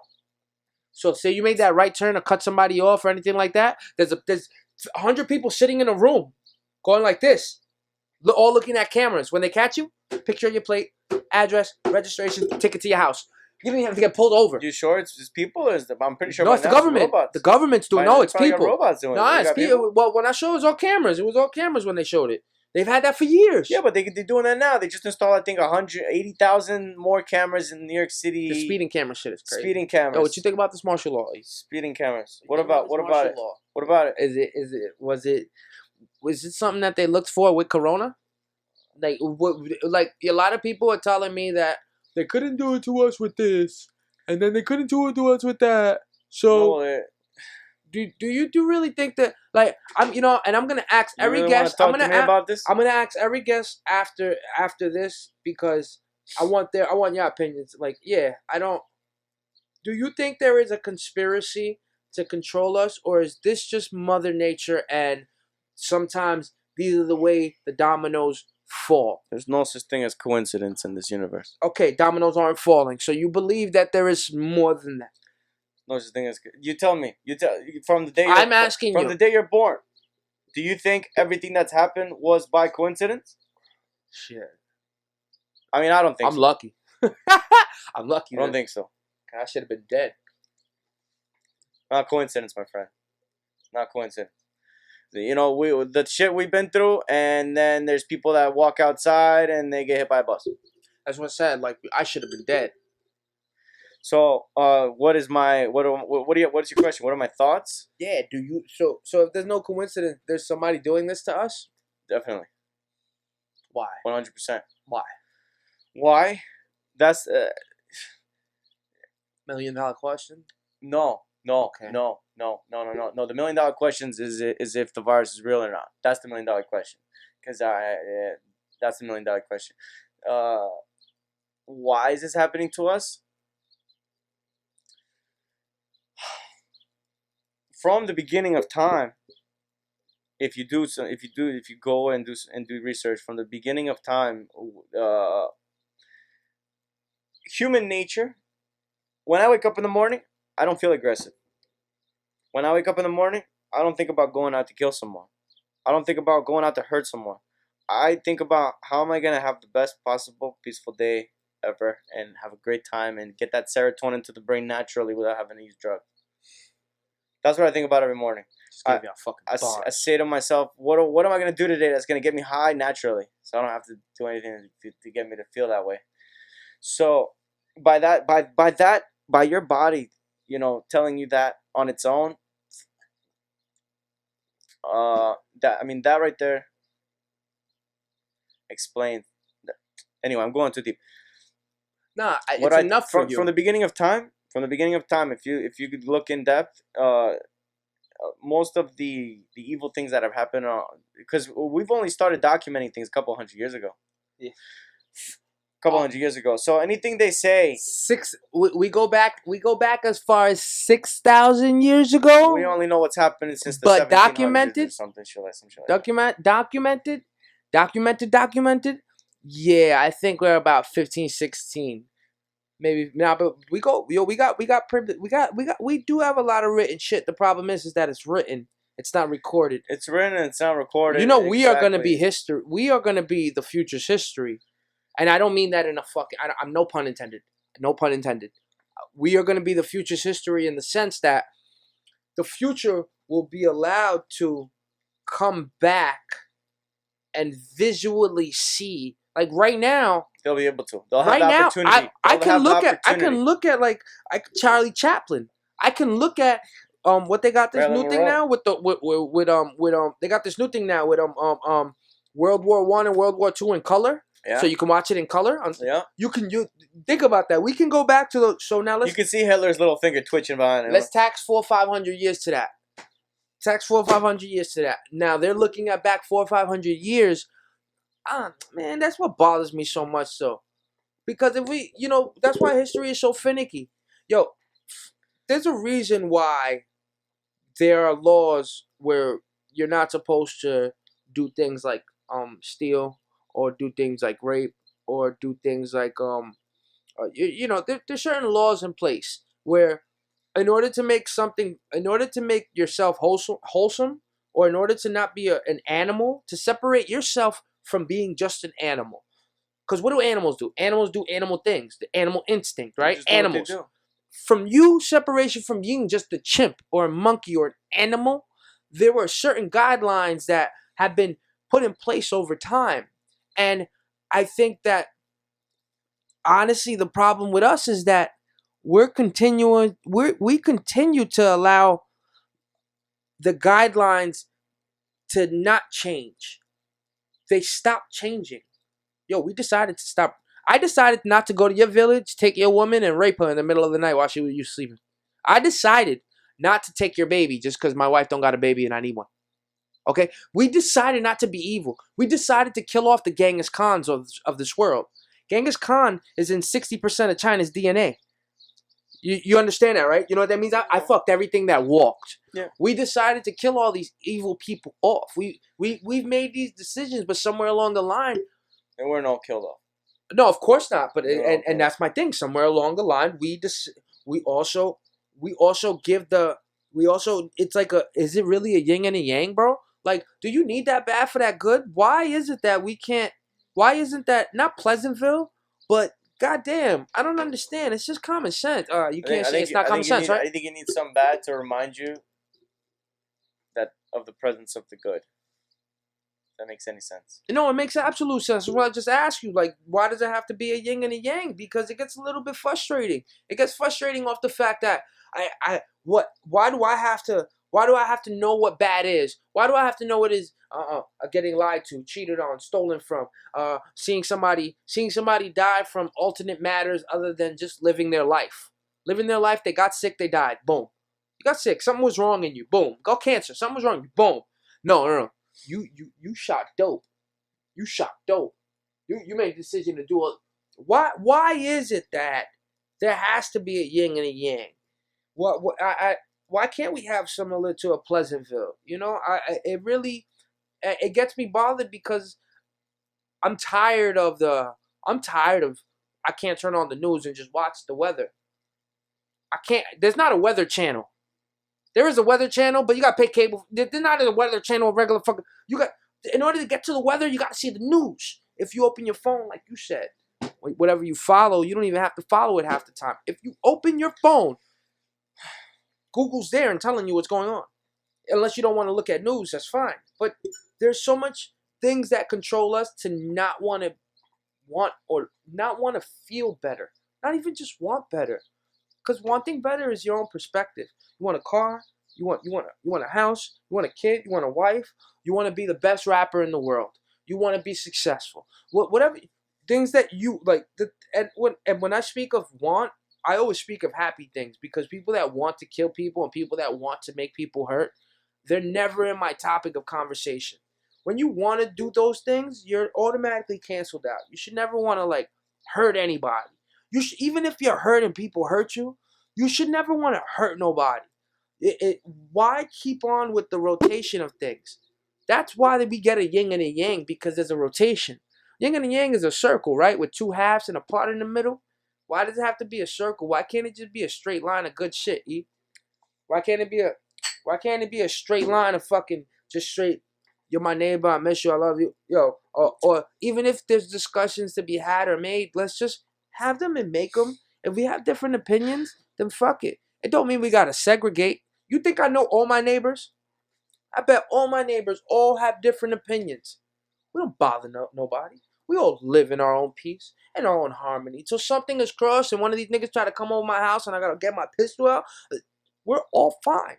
Why do these people that don't even know each other from millions of miles away, like whether it be a cop and like a citizen or whether it be anything, your everyday life, when I deliver, the people, why do people have to have some type of thing in their blood where Personal agendas. they take their anger and their personal agenda makes their anger? I'm gonna get mad at you just cause. Personal agendas. What was it?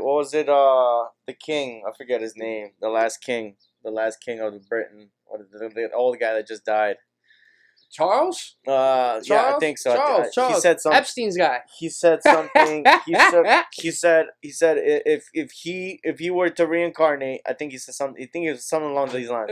If you were to reincarnate, you say that already. Get the fuck out of here. As a deadly virus to kill everybody. Right? Who the fuck says that? The guy that you're about to die, cocksucker. Well, he probably you got all the money in the world. He probably can. So now what you got? You got the queen, bro. The queen from how many bloodlines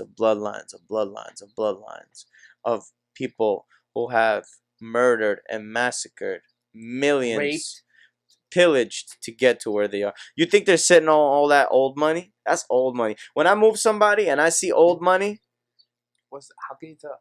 I can tell right away. Tell me. The way they look. The way they look. You How can they handle see you? The way they look. Because they handle you. I had a guy move in Texas. Bro, when this whole epidemic started, and mind you, I get wiser by the day. You know, so what the mistake I make today, I will not make tomorrow. Best believe. Okay.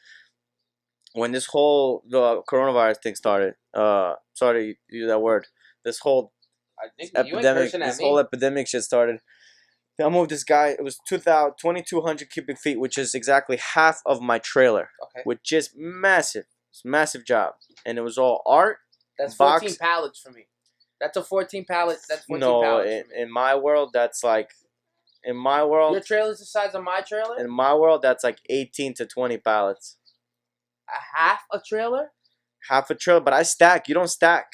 Oh no, we don't double stack. You just do pallets. Yes. I stack from bottom to floor. Wait, no. I don't leave any empty gaps. Yeah, but I stack one pallet straight up. Yeah, you stack a pallet and then whatever dead space on top of that pallet. No, there's no double stack.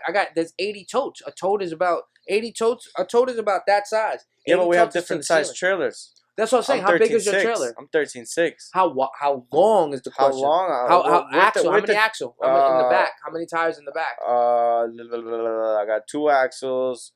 2 axles on the trailer, 2 axles on the tractor, and steering column. So 4 axles.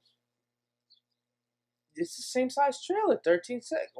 I'm 13.6 high. I'm 13.6 high, and I got a sleeper. I'm 69 feet long. Straight jack? What are you talking about? Straight jack or a trailer? I'm talking about trailer connected to the tractor. Yeah? Yeah, it's the same size then. Half a truck for you is how many? 20 pounds? 2,200 cubic feet. 2,200 cubic feet is a little more than half a trailer. Yeah. All right, that's why it's a little bit more.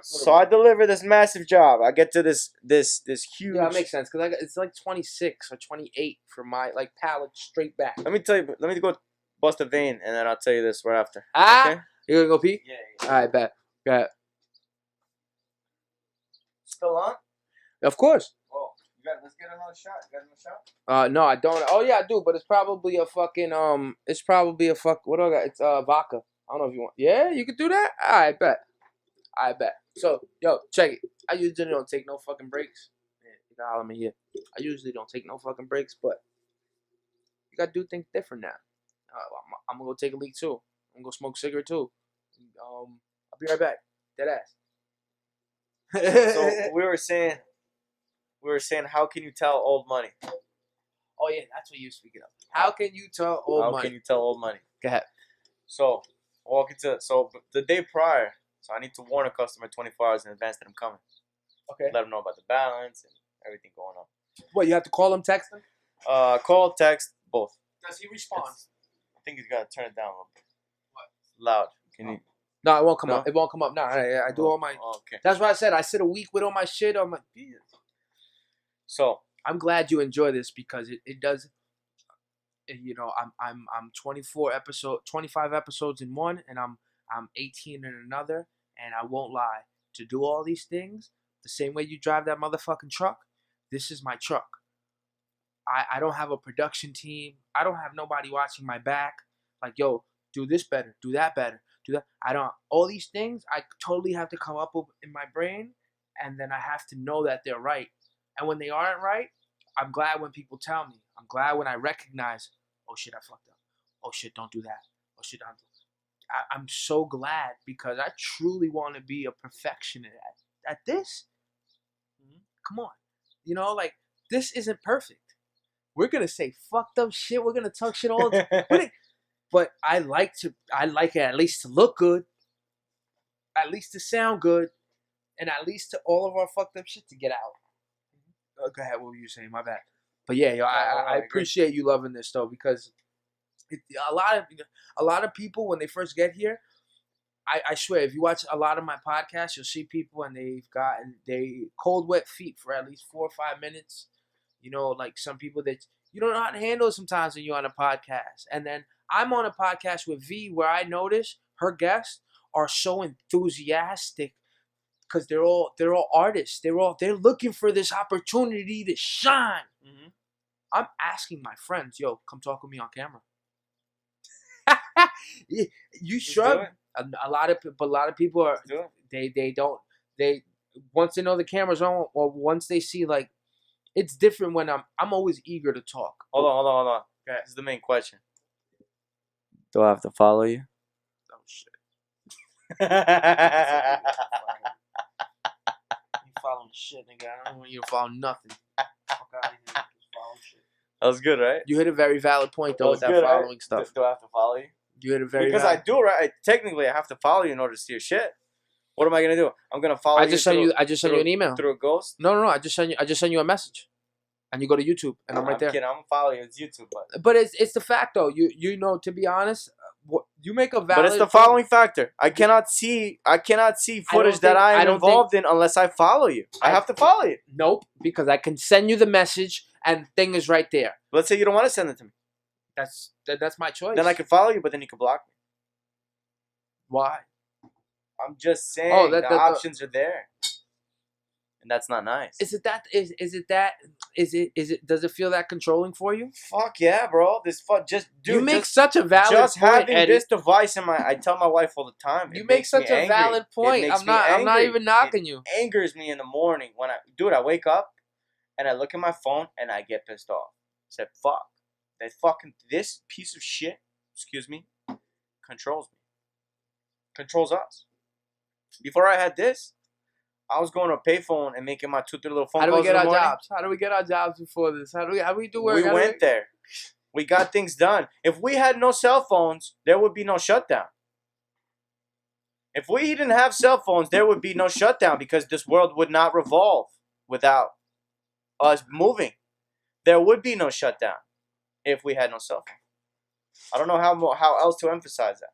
I think it's emphasized enough. So the fact that the phone controls me, hits me to the last nerve, man. It really does. You know, because if it's not my friend, if it's not a customer, if it's not work, if it's not my mother, someone needs to reach out to me. Well, So wait. You say it in that sense, though, but in that sense, because I'll agree with you if you say that's the truth. Do you not want to be bothered? No. Me neither. No, leave the fuck alone, man. Leave me alone. I'll hit you up when I'm ready. And then when I'm ready, you're gonna get the best version of me. You know why? Because I want to see you. Because I'm ready. I want to see you. I want to chill with you. But since this is so accessible, you're fucking forcing me. It's like force feeding me. Just because you can see, just because you can hit me up. Just because you can hit me up. The fact that I don't like Instagram, Facebook, and all this shit. Dude, imagine I was letting myself be force fed all that info as well. Because I already YouTube, I BitChute, I do all these other websites that like kind of explain to me the world. Encyclopedia, though. Yeah, like it kind of like shows me what's YouTube. going on, but I'm not trying to feed myself up with what you were doing last night and what kind of car you're driving. What you mean? I got the new BM. I don't care about your BM, bro. What you mean? I got the new BM. The more you say that, the more I hope you hit a wall. What are you talking about? I got the new BM. Well, hey, I got the new BM. Yo, what you mean? If I haven't seen you in a long time, look with the little light, you know the BMW light when I open the door. If I haven't seen you in a long time and you tell me you're doing good, I'll embrace you. Oh, but once you start bragging about how good you're doing, I want to kick you in the ass. I want to kick you in the face, bro. I just like to see it. It's cool, man. I gotta hear about it. It's cool. Bro. No doubt. It's cool. Mad respect, but be dope. humble. Don't all this flexing on social media, and then you got people that are bored. They got nothing else better to do, so they're living off other people's lives. Meanwhile, their house is a fucking shit show, and they're watching Housewives. Give me a break. Like, yo, does that not teach you something? You like fake tits, right? So do something about it. You like nice cars, so go do something to get a nice. Go get that. Go get that. Go get that. Create that. You're over here with a fucked up haircut. You know what I mean? Telling nigga. No, not you. No, I'm just saying. Look at this shit. No, just you know. But I know what you mean. But because I got a fucked up haircut, but I got a nice bank account. I know what you mean. I got a fucked up haircut, but you know, that's the what record, matters, man. I've worked for whatever I got, so it's fine. You know, the people that got are the people that don't flex. Cause the people that flex, how many people?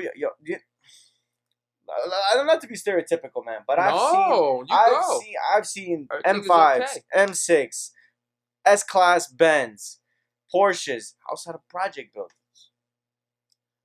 Fitting in a parking spot they barely fit in. Yeah. Or the best is like when you see like these hard body custom motorcycles that cost like $40,000. I seen them in Brooklyn. These custom choppers. Dudes got just custom choppers. Everybody, it's not that everybody, but it's like, you know, you live in there, bro. Yeah. Like, is that what your priorities? Like, I drive through the States, dude. I see nice ass Mercedes out of trailer park home. Mm-hmm. Trailer park home. Mm-hmm. I know damn well. We both know how much that trailer park home costs. Mm-hmm. Probably 35, Nothing. 20, anywhere from 25 to 40 for the trailer park home, including the land. Including the land. Nothing. And With he's the choosing land. to stay there.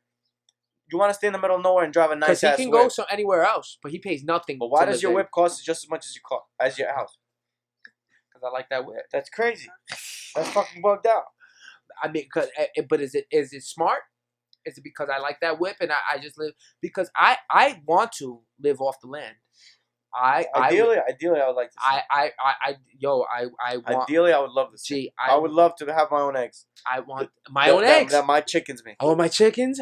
I want my cows. Not I want even my pigs. chickens. The chickens. They're the chickens. Yo, I want chickens, eggs, cows. I want a little ranch. I want to wake up and my duties for the first 6 hours of my morning is making sure to take care of my animals because my animals are feeding my family. And then the other 8 hours I got for my day, see how to make money somewhere. Whether it be setting up a show, going to a show, rapping, doing a podcast, seeing how to. But ideally, if for the rest of my life, you see how people do they work for a job for 25 years, like working for the city or working for sanitation. They work for something for 25 years, right? It's not like being a doctor or being a lawyer. The wonderful security of the government. You see a security, right? That's what I mean. You see that same security. Oh man, bro, I know 3 people that are getting paid because they work for the government, and this lockdown shit where they can't go to work because of their jobs. They can't go to work. They're not essential workers. They're not only getting their unemployment. They're getting $300 extra. So they're getting their 5, and they're getting like another 3. So they're coming home with 8 a week for unemployment, sitting home because they work for the government. Don't even get me started on with the shit. Yo, that's so sick. And if I read it, I wouldn't believe it. I know that. And I'm like, damn. They're like, yeah, but we only get into like the end of July. Or the beginning of July. I got this thought in my head. 4 months. For 4 months, you've been getting fucking extra money that I, as a taxpayer, has been giving you. Because you work for the government. But I was saying, that's why I want to live off the land. You know why? Because I would rather have to just pay taxes for my land, right? You got some crazy thought in my head. Go ahead. I don't even want to say it. No, you could. Paying taxes for my land. Paying for my internet. Because my internet's going to bring my income. Paying for my vehicle. Because my vehicle gets me A to B. Or my vehicles. Because my vehicles transport whatever. And then that's it. I don't owe anything else. I don't owe anybody else. I survive off of what I create, and that's it. Every human being should be allowed to survive off of what they create. People got lazy on fucking creating. You got fucking lazy on creating. There's no excuse. Create something for yourself.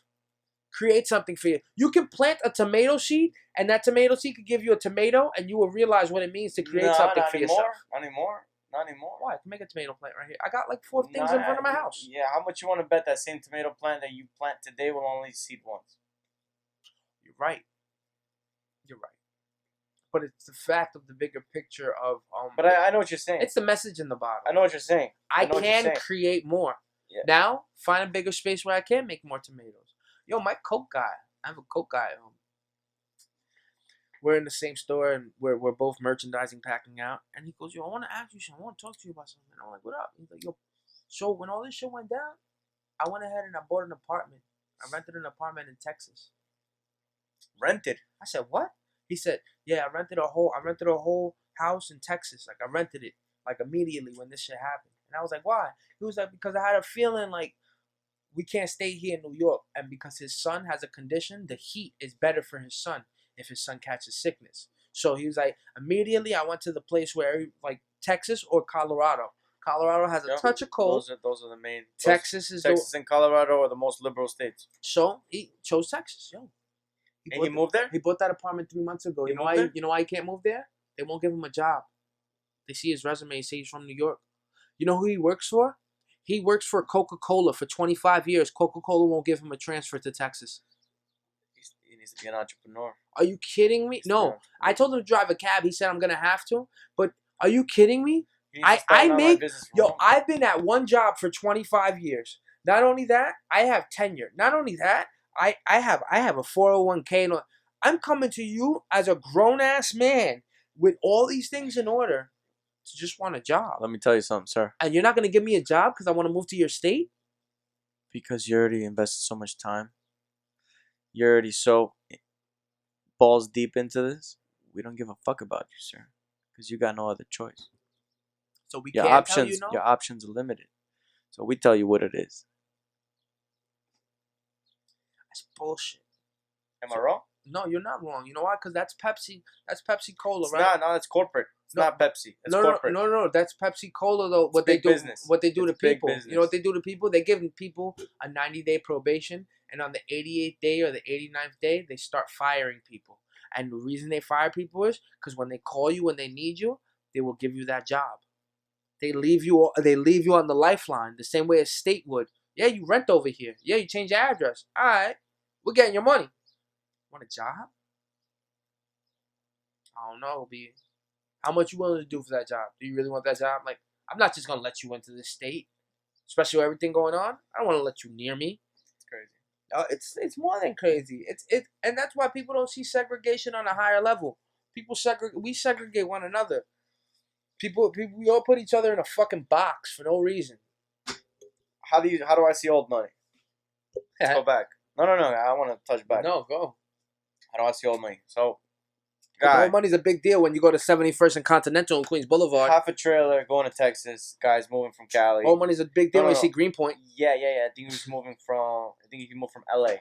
He moved from LA, half a trailer, to Texas. I think it was Houston, Texas. Houston, Texas. I think it was about 3 acres. Golf front property at a roundabout. So it's roundabout, about 200 yards to his house. Not a house, it was an estate, my friend. A state. And it's kind of like it's so weird because there were people walking their dogs along the outside of his windows of his house because he's so close to the golf course. It's like he's in his living room in his drawers drinking coffee, watching people play golf. That's what I call old money. Like, you don't just buy property like that. Nope. You know what I'm saying? Nope. It's stupid money. And not even on top of that, he's got a pool, cute, massive pool. I think it was a 9 foot deep pool. And then he has a guest house in the back. You could walk around the whole thing. Anyway, how do you see old money? By walking in and seeing the generational wealth. Yeah. You see the generational wealth. Dude, you see it in the walls. In the walls. Does that make sense to you? No, they speak to you. The wall. Shit. The art. This person had art. This guy showed me fossils from, what did he say? Something, I want to say 50 million years, but I don't want to bullshit anybody. No, that's what the dinosaurs He said live. something millions years. Yeah, that's what he dinosaurs showed me live. fossils. 65 million years ago. He said, come. Forgot to tell you that me and my guy were the only ones wearing masks in the house. This is when the whole epidemic just started. And then my friend mentioned something. My coworker mentioned something. And then the wife goes, this is going to go deep, man. And it's going to bug you out. This story's going to bug you out. And I'm not saying this to bug you. I'm not making this shit up. So, the wife, from the beginning, creeped me out. Husband, you could tell he's coming from old money. You could tell, look, he's losing his hair here. But the way he just carried himself, he had an agenda. You wear a mask, I don't have to. It's my house. The cleaners, the pool cleaners, the gardeners, the carpenters, nobody's wearing a mask. The only fucking idiots are wearing a mask is Ed and Jay. The movers. It's his house. The movers. Biggest mistake I ever made. I should have said to him, if you want me to wear a mask, you have to wear a mask. Why? You have to wear a mask. Why? Why was that your biggest mistake you ever do? Because it angers me to this day. The wife, right? I walk in. The wife. Have you ever met someone? You see them at one glance. You look away. You look back. They look different. What, the true colors? Yeah. No, man. They physically look different. She was just a totally different person? when I first saw her, she looked really old. Okay. Went back into the truck, came back out. It's almost like she got a shot of something. She looked younger. She looked rejuvenated. I walked to the other, and dude, I'm talking about like it literally took it for me to go to one end of the house and come back would take me about a minute and a half to 2 minutes to walk normally. That's a big house. You think damn, it's a big house. You think she took a shot or something? No. I don't think she was from here. Really? Yes. And me and my partner both confirmed that. We looked up what they did for a living. He got a bunch of lawsuits against him for being a scam. Some big scammer in pharma, and she owns an organization that has to do with disability children. What did you do on the drive? Pizzagate. But on the drive? Pizzagate. On the drive? Ding ding ding ding ding. On the drive, did you look them up? I looked them up afterwards because I left there with the heebie-jeebies, bro. The artwork that was in that house screams, dude. There were rooms that were colors that a room should not be. There's no reason for a room to be rosy red dripping from the walls. It looked like there was blood dripping through the walls. No. Marble floors that are red. Red, black, white. Red, black, white. Bro, no, dude. Highly demonic, man. Dude. Yeah. I'm talking about there were and a huge house, an estate. I wanted to say villa, but it wasn't even a villa. It was an estate. It was massive. 2-story home. You know, just dude. The hallway. Just the hallway from one corridor, because there are many corridors in the house. From one corridor to the kitchen, living room area, 150. I want to say meters, 150 to 200 feet. And then that's marble. That's black, white, red marble on the floor. And they were moving out of there? They're moving in. The wife, the one I told you who's shape-shifting, and I told my partner, he's like, yo, bro, you saw that? No. I said, yo, I was in the back of the truck. I was like, what are you talking about? He's like, did you see her? I hate when your man confirms it. Like, yo, bro, I said, he's like, yo, because we're like, we're in tune together. You know what I mean? I got you. We work together all the time. Of course, nigga, me and my, but that's our relationship. So I look at him. He comes in the back of the truck. I'm like, yo, you alright? He goes, oh, did you see that? I said, hold on, what did you see? He goes, oh, she don't look the same. I said, bro, I got the goosebumps now. If you can see it, bro, goosebumps all over my body. Dude, you saw exactly what the fuck. Yo, get the fuck he was like, she don't look the same, bro. She don't look the same. He makes some comment to her, and then she's over there sitting down. She goes, yeah, I don't know what everyone's gonna do. This is only the beginning. So me and him are like, what the fuck is this bitch talking about? And then the husband's smiling, and he's texting the whole time, texting. There was, yo, dude, I know for a fact they saw my boy recording in that house. Because to have a house like that, you got cameras. You got hidden cameras everywhere. So I'm like, bro, watch your ass. Because I thought about taking pictures. I'm like, nah, you ain't catching me. You ain't catching me up. No. I said, bro, I'll take this shit to the grave. Yeah, what I see here is what I see here. You know what I mean? I'm not about to put it on my phone and then, because I know it's being video, you know? I don't know how to explain it, man. Yo, just eerie, bro. Just eerie. I looked them up that night. She was running an organization, and if you see the picture in Google, my friend, why does she look 30 years younger? And why did she look the way she did when I saw her? And why did she say with a smile on her face, "This is only the beginning"? Yo! What are you doing right now? Bro. Because there's people out there. People that got the bread, people that got the connections. They're into it. They're balls deep, and they know exactly where to go, when to go, how to go. They moved from LA to Houston. There wasn't shit happening in Houston. If you think about it, and there were cases in LA. There were in Houston area was pretty damn good. And they moved to a secluded area where I'm right next to the goddamn golf course. I ain't gonna see nobody. But at the same time, you got me wearing a mask. You got him wearing a mask. I'm all over. I just touched your bed, bro. You don't give a fuck about the germ. You just want to put me in my place. You just want to let me know that's where you stand, motherfucker.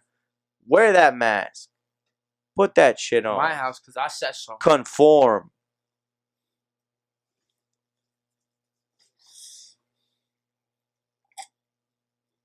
Cheers to the skull. Cheers to the skull. Sir? Cheers to the skull. Oh, man.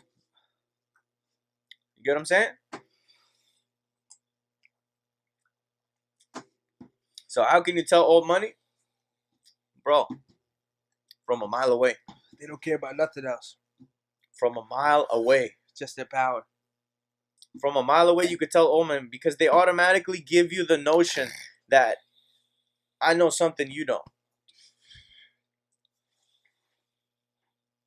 And that's why they didn't. That's why they made you wear the mask. And they think if I had some, I could have coughed on your shit. He made me wear the mask to let me know. And you know why he let me know that? Because I did a massive job that deserved a great tip. How big was it? How big was that delivery? I told you, 2,200. It was half of a trailer. Half of a trailer. How many guys? Me and my boy. 2 guys. And all of it was art. All of it was antiques from around the world. No way. Bro. Every single... I don't want to say every Did single... you move the kitchen? I don't want to say... No, they don't give a fuck about a kitchen, bro. They got a golf course. Nigga, you think they're cooking?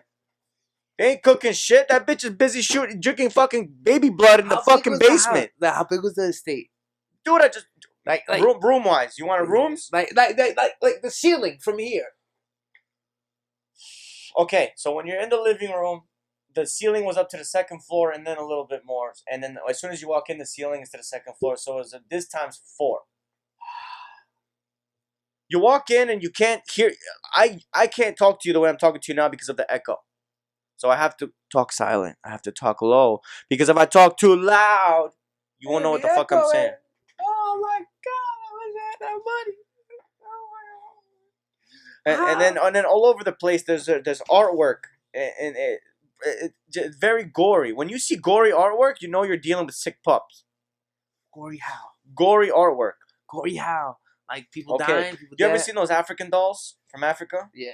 Okay, imagine the African dolls. You ever seen 13 Ghosts? Probably. 13 Ghosts when they're in that glass house? Maybe. Yeah, okay. Then the scariest one is the one that has all the points coming out of it. Oh yeah. All right. All the needles coming out. Blockhead, whatever they call it. I think it was Blockhead. Yeah. Why do you need a statue of Blockhead in your house? A big one. Why would you do it? Did they have kids? A big one. Not there. It was just them 2 people. Bro, they're fucking cannibals. That was creepy. They're fucking cannibals. Wow, that's so creepy. Did you feel scared? No, man, I felt eerie. You ever get the fucking goosebumps? Just... you can't tell now because I got all this tan going on. But I got the goosebumps, bro. Where were you tanning? I got the goosebumps, I saw bro. your beach. Shit. All right. Don't get off the topic. I got the goosebumps, bro. Yo. So how did they... You were there for obviously, what, 6 hours? I was there for about 6 to 7 hours. Okay. No. 5 to 6. 5 to 6 hours because we did that relatively fast because we want to get the fuck out of there. How did they handle you? Easy. Put a fucking mask on. No. Did they speak to you other than that? Did they offer you water? Did they say, come into my little demonic room so I could touch a little pee-pee? No. What he Like, did, like, that's what I'm saying. He took me to the townhouse. He took me to the guest house. He took me to the guest house to specifically show me his most rarest pieces. And his most rarest pieces are not just like what me and you call rare. Like what I call a rare piece is a dollar bill I got from 1943. All right. With a blue label on it. All right. For me, that's a rare piece. He shows me some egg of some shit. He says it's a fossil of a dinosaur from somewhat million years ago that I don't remember. There's no comparison there. The shit that like the things this person had on the walls, you could just tell this is one of a kind. You ever been somewhere? Museum, bro. You go to a museum and you see things that you don't think you're gonna see ever again. Okay, you walk into someone's home, and the moment you walk in there, you say, "Holy shit! I don't think I've ever seen this or ever." You wouldn't think him just a collector though. You wouldn't think like, What made you really feel he was like? I did a huge job. He gave me a bullshit tip with a smile on his face. Oh, see, that's weird. He gave me a bullshit tip with a smile on his face. You know why? Bullshit tip? A bullshit tip. For that job, $100 each is not enough.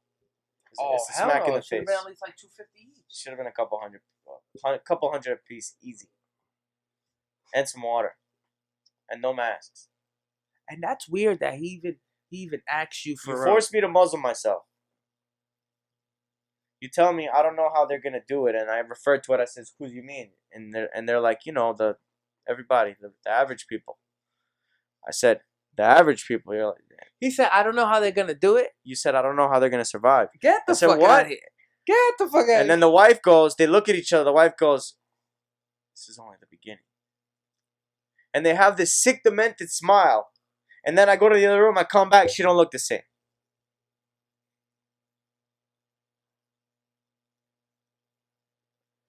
Now tell me if you look at the world differently after some shit like that. I wish I could see it with you.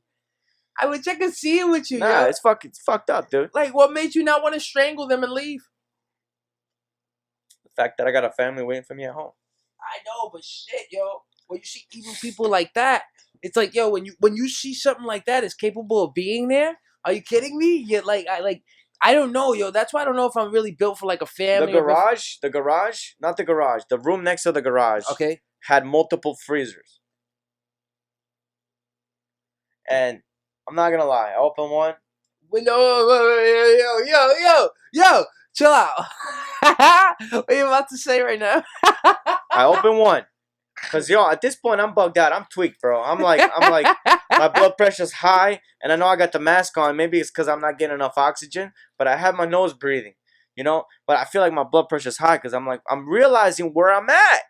I'm in a fucking layer, dude. You're moving them into a layer, dude. I guarantee they had a fucking secret tunnel from that house somewhere else. I guarantee it. They all do. I guarantee there was a tunnel somewhere in that house, somewhere else. Was that house built for them, or they moved into it? They moved into it, but he told me he bought it 15 years prior. It was built for him. Why did he tell you that? He said, "I bought this." As soon as I got there, I said, "This is a nice piece of property, sir." He goes, "Yeah, I bought it a while back, about 15 years ago." I said, "You must have got it for a great price." He goes, what makes you want to buy a piece of property in Houston, Texas, 15 years prior to the COVID virus for you, and then you move you knew? Fuck do you think? Ah! What the fuck do you think? Oh, I just miraculously buy these properties. No, man, they planned this shit, dude. There was one room with multiple fucking freezers. So me, I'm just like super curious motherfucker. I wasn't taking videos, but I'm just super curious motherfucker. So I open one, I see a bunch of ice creams, and I get jumpy because I think one of the workers is coming, So I close it. But in my head, I'm like, yo, there's something there. In my head, call me crazy. Yeah. But in my head, I believe in those freezers, there was, I think, 3. There were at least 3 freezers. What do you fucking need 3 freezers for? Tell me. Me. For me? Who's living there? You and this fucking crazy lizard-looking bitch. I know damn well she ain't eating meat. She ain't eating no fucking meat, bro. Yo, you call me crazy, man. She ain't eating no fucking meat. Not the way she was looking. Yo, I can't explain it to you. If you ever see it for yourself, you'll know what I'm talking about. I can't. It's. Oh my god, dude! You ever see someone? Oh my god! And then I'm in shock. It bothers me. It bothers me. You went through one moment you look normal, and then one moment you got blue veins, and then it uneven stretch mark. Dude, no. How do you age 10, 15 years at the blink of an eye? No. I've done some shit in my life, but it never made me look like that. Yo, oh no. How do you sit there? I don't understand. Yo, man. How do you move them in? I want them at the truck. That's a paycheck. They were a paycheck. Do you believe in like you said demonic shit. So do you believe in demonic shit in like a spiritual sense? Like where like their chemistry could have been bad? Like if you would have did anything wrong in that house or disrespected them and just left, do you think that their casp would have been on you? Like, yo, that driver, I'm gonna fuck him over for life. Do you believe something like that? I felt something like that, but I don't feel like anything followed me. No, but that's what I'm saying. Like you played your cards too because felt you like know. I had to walk on eggshells in the house. I felt like if I made a wrong move, it would follow me. Yo, Yes. that's fucking sick, yo. And I don't know in a spiritual sense or in a I want to say in a universal, and I mean universal by universe. You know, because don't misconcept God and the devil and good and bad and then the energies of the universe and then there's just so many ways to look at things, you know. Yes. You got negative and positive powers, and you don't know what angle they're coming from. Nope. You don't know, dude. I mean, if you see voodoo dolls on the wall on a 3-dimensional fucking frame, coming out the wall with it looks like they were actual bone of actual humans or actual deformed beings, whatever. Yeah. Yeah, dude, you're freaking me out, man. Dude, you can't make this shit up. I'm talking about one of a kind pieces, man. I know. I'm not. I believe it because like the things I see on TV and what I look for, I have a problem with deep diving. I deep dive way too much, Like I deep dive way too much for my own health. I I shouldn't look at half the things I look at because it's probably not good for my own brain. But when I see certain things, it really bugs me out that us as regardless of the fact, we made it. We made that. So whatever you're seeing, like on that person's wall, even though that person's human made. Yeah, right. He's bringing it into his house. He wants it in his house. You know why he wants somebody else fucking made it. Why would you want something that, honestly, in my personal opinion, feels negative? Why would I want a negative entity in my house? And that's the impact. Why would I want a fucking why would I want a statue of Blockhead at my grand entrance? My grand entrance. You walk into my lair, and you see the Blockhead. Imagine what that fucking house feels like at night with all those heads and things looking at you. Sick, bro. There's different the marble, the different color marble. In a room full of dolls. You know that, right? Dolls. I would no, I wouldn't. I couldn't. Pictures? No. I can't sleep in a room full of pictures neither. They're looking at you. You know that, right? Don't ask me how, but they are. Like I feel it. Like I can't even sleep in a room full of pictures. Feel it. Like, oh man, yo, I can't wait. You know, I love my podcast because I know eventually I'm gonna get the balls up to muster it up to ask somebody. Like I really want to deal with somebody that is like that. I want to know what's up. Like I don't want to have a private conversation because private conversations could be nowhere. I want to have a conversation where I want to talk. Tell me what time it is, please. Elaborate. Why? Yo, what the fuck is wrong with you? How, one, I'm totally dick. You know why I'm totally dick?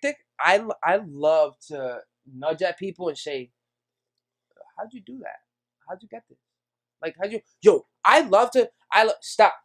Yo, I love to ask. I love to, whenever I feel like, when people talk about the ghosts and spirits and things like, when even myself, when I feel things and all that, I would love to really feel it. Really, I question and really deep dive, push myself to that limit.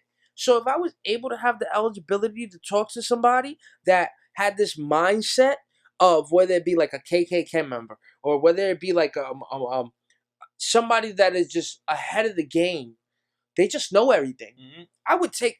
I'm not gonna go ahead and like indict them on who they are. Because the fact of who they are and what they did is the reason why I'm asking. It's already done, right? That person that you moved in, those people, they already knew it.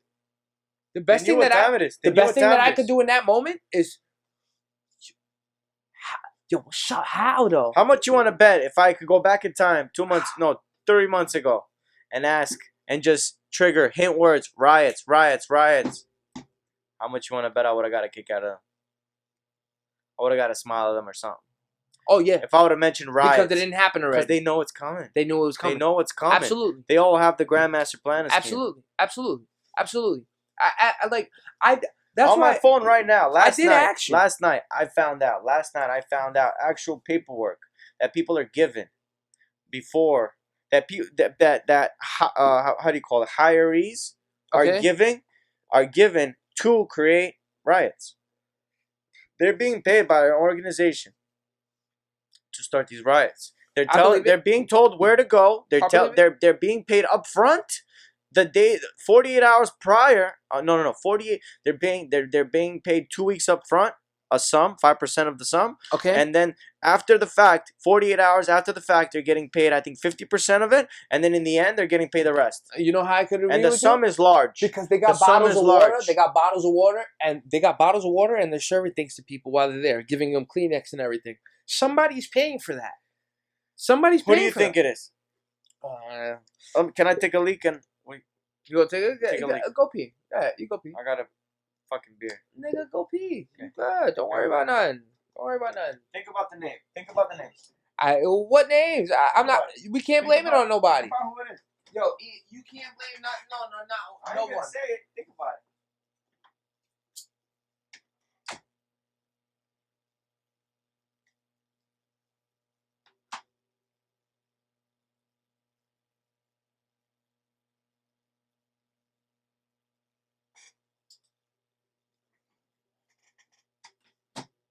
Yo, for the record though, I don't got really a camera on me. Hey, you go. Hey, you. Yo, for the record though, it's been really good having E here. You know, and I'll get into it with him. He's a big reason for how this podcast started. You know what I mean? Like how I've been doing this shit. Like, yo, huge reason. It's great to just have conversation. Hey, Peter, ready? No, someone's in the bathroom. Okay. I mean, if you want, you can go. I mean, you can go all the way outside and just close. Yeah. Just go and just pee to the left. Yeah. Okay. Close the door though. I don't believe I gave him permission to pee outside my house. I mean, it's just urine. I think with everything going on, you should just take it. Huge appreciation though. I've been getting so much love. I've been getting so much traction. You know what I mean? Like this is and it's great to see everybody else working. Like you select who you want in your corner or who you speak to. You select who you want to motivate you. And I've selected the people I've selected. So who I've selected, thank you guys. You know, thank you. I won't name them because if I forget a name, it'd be stupid. So I won't name them. But for the people I've selected, all y'all people don't only motivate me. Y'all the reason why this shit keeps going all day, every day. Dead ass. I ain't even competing with y'all. I'm just trying to be nice like y'all. Dead ass. It takes a lot to go ahead and make something of yourself.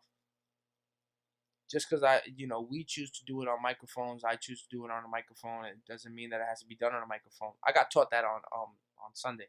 I got taught that Saturday.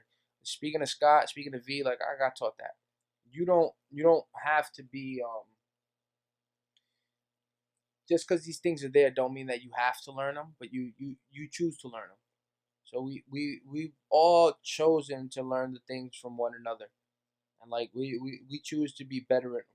So like I thank the people that give me that emphasis, that make me know that I have that choice, so I make that decision. It is so great to have E here. You know I gotta pay $1,200 to get my fucking Seagate. To get my Seagate unlocked, I gotta pay $1,200 because the shit broke, and I gotta send it to Seagate. And it's $1,200, and that's a maybe too. But $1,200, I think they do it for. Like they said they would do it for it, and it would happen. But damn, and I got so much stuff there. I got videos with my sister. I got it's like a goal to reach for, because I really want to see her last videos. I really want to have that. The only way to get that is to get that $1,200, and it's not to say I don't got the money to do it, but I feel like that's a goal to reach for. I don't want 1,200. I want 1,200 times 10. When I have 1,200 times 10, then go ahead and go get that. And since then, it's been giving me mad shit to work for. Ooh, so getting better at everything I do. That's the only thing that you're supposed to do. So getting better at everything I do. I was contemplating if I should have like people over or not. And like I said, I think I'll give it one more month.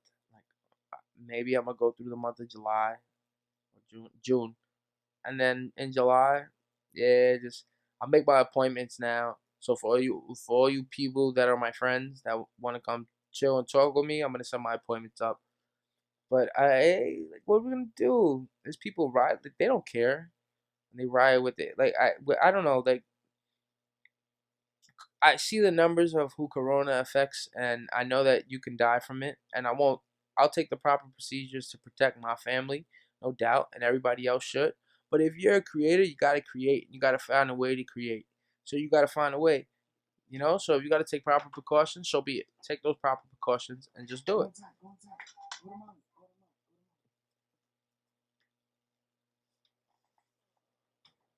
Don't worry, give him like another year or two. I promise. I promise he's gonna be the person that I'm producing for. Joel, I'm talking about. Feel better? Yeah, someone's busting machine guns right outside the house. What do you mean? That parking lot? My driveway? No, not the Oh, the parking lot? in A front of the machine house. gun? Someone's busting off assault rifles in that parking lot or behind it. What do you mean? Toof, toof, toof, toof, toof. Yeah. Only here. Everything is okay. No, I'm serious. No, I believe you. Someone's Really? busting off assault rifles. All right, I believe you. We can go over there. I don't mind. No, we don't have to go there. Yeah. Nah, but yeah, I was speaking about the fact of what?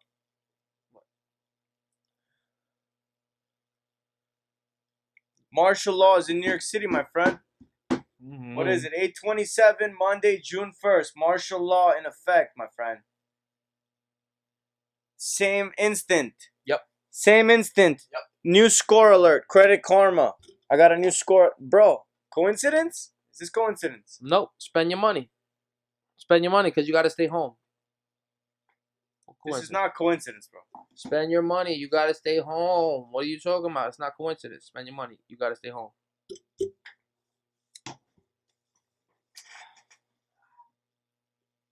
Alright, so boom. Get into it. So, Where were we? where were we? You left. But here, this is great. I want you to see this. So, these two people right here, right? You got one person on the you got the person on the right side of your screen. No, let's go. Here, boom. First round. Person on the right side of your screen, he's the underdog. Person on the left side of your screen, well, right side now, he's the one that's favored to win. It's not a big margin, but that's the truth. Now, the person that's favored to win has like a 12-fight winning streak. The person that's favored to lose only has like 1 or 2. The one that's favored to lose is... Yeah, Blue Trunks. Blue Trunks. Blue Trunks. Yo, Blue Trunks, I've seen him where he... I think he might lose just for wearing blue trunks. Oh, see, well, if you look at if you look at, you know what he does look bad at blue. But he puts that, he this fight really gauged Is this a new fight or this is Mhm. you already seen the outcome? I already see the outcome every fight. But this is only like what, 3 weeks ago. 3 weeks ago, 2 weeks ago. 3 weeks ago. We just had this conversation, Eddie. What other sport is playing? No other sports. You asked me about this earlier. The So only Donald other Trump sport is handball and me at the bucket ball. So Donald Trump, right? Donald Trump, when the first UFC came on, this was the first major UFC pay-per-view. Donald Trump came on and he said thank you to the UFC I would too. for being the first sport. You know, before when this was going on, Dana White, he went ahead. When this was going on, Dana White, he went ahead and he tried. He tried to get a fight. He tried to get fights on. Yo, he got canceled.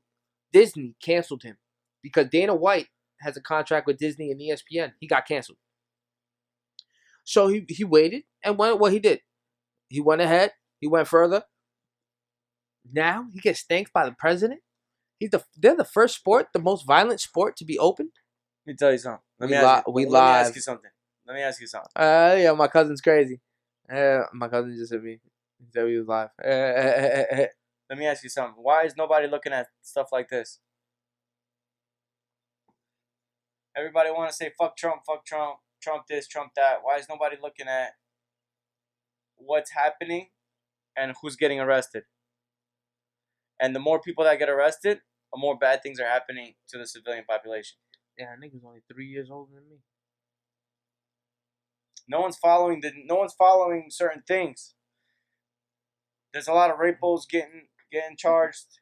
I mean, before that, There's before this, there's a lot of foul play that's going on that a lot of people get in charge right now. There's a lot of indictments. Yeah. Follow. That's what I'm saying. Follow. Like before this. But how you gonna get your knowledge then? Look how Blue Trunks is beating him down now. I want you to really watch how Blue Trunks, he dismantles him. Purple Hearts wins? Blue Trunks, yeah. Purple Hearts, yeah. Blue Trunks wins. But he doesn't win. He wins the whole 5 rounds. Like, he has to go the whole 5. He didn't just win a fight. To go 5 rounds, 5 minutes a round? 5 rounds? That's 25 minutes. 25 minutes just dancing with him. Most people don't have a fucking third of that. Are you kidding me? I give you 2 minutes and I'm tapping out. You could beat me up. You kidding me? I'm done after 2 minutes. I'm going to have to bite your ear. I might have to bite your ear in the first 10 seconds. Like, you kidding me? Fuck out of here. And Black Trunks, great record. But Blue came to, if you see the way he dances, look the way he dances. Look the way he moves. Look at the way he picks his shots off. Look. It's effortless almost. He don't force it. He'll take it. He'll take a kick and a punch. He won't get discouraged from it. He really looked like a true boxer. He just looked like a true boxer with the capabilities to know I will kick you in your fucking face. I will kick you in your fucking face and you know it too. I will take you to the floor. You know it too. So you're going to respect my game. We're going to stand up and we're going to box right now. Look, boom. I made you stumble. Hard right hand. You know what those eyes on his ribs tell me? Hit me. Hit me. But what's crazy? Gagey's not a... Gagey, Gagey's went rounds. He goes the whole fight with people. Gagey don't really get knocked out like that. He goes the whole fight with people. So has Ferguson? Ferguson is black. 12 fight winning streak, yo. This fight was supposed to be... So he loses? And this fight was supposed to be for a championship belt. But the person he was supposed to fight is not allowed out of Russia. Khabib Nurmagomedov. He's not allowed out of Russia. Why? Because Russia's not letting their citizens out. They're not allowed to leave. Nobody's not allowed to leave Russia. You ain't catching nothing. So his father's sick. His father was dying. Go back home. I take care of my dad. I'm not gonna come fight. I can't come fight anyway. But yeah. So he was in the States and then he went back home. He is the champion. He was gonna fight the guy in black. This guy. He's ready to kill. This guy was gonna fight the guy in black. But now, since he can't come, the guy in blue, yo, come fight this guy. Okay, no doubt. The guy in blue is ranked number like 4 or 5. That guy is ranked interim champion. You know what the interim This champion? guy's 4-5? That's 4 or 5. And so 4-5 beats 1? Murder like that? Look at this fight. It's such an amazing fight. Yo, Gagey, you know what his coach is telling him right now? Look at the replays. Look at the replay. That's a mock. No. Watch. Look at the look at the replays. Look at the replays. Look how he's looking at him. Look how he's looking at him. This is your eye poke. That's the eye poke that he called. Yo, Gagey really, and you know what is it? Prescott. He's a crazy looking nigga. You seen his face? Yo, he's crooked-eyed. He's a crazy like this. He's crooked-eyed. It's like, you looking at me? Yeah, I don't know. Yeah, I'm looking at you too. You looking at me? Look how it came out. Look, third round. Second round. Look how Ferguson comes out. It comes out hot. But Gagey puts him in his fucking place, yo. Yo, I swear, Gagey runs a fight. He runs a whole 25 minutes. You can't define that. That's funny. He dodges and he spits. Look, whoa, dodges, left hand. spits. Left hand. You see left hand? Caught him right in his jaw. Left hand.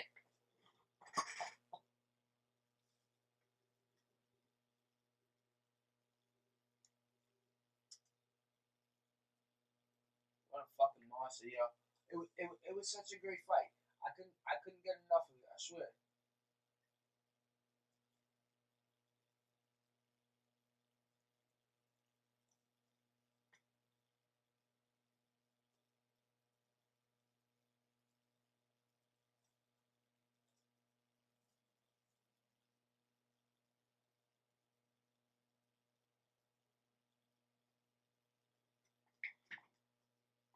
Now, see, Ferguson, right? Ferguson has a good record. He's beat a lot of people. Ferguson, he's hurt himself.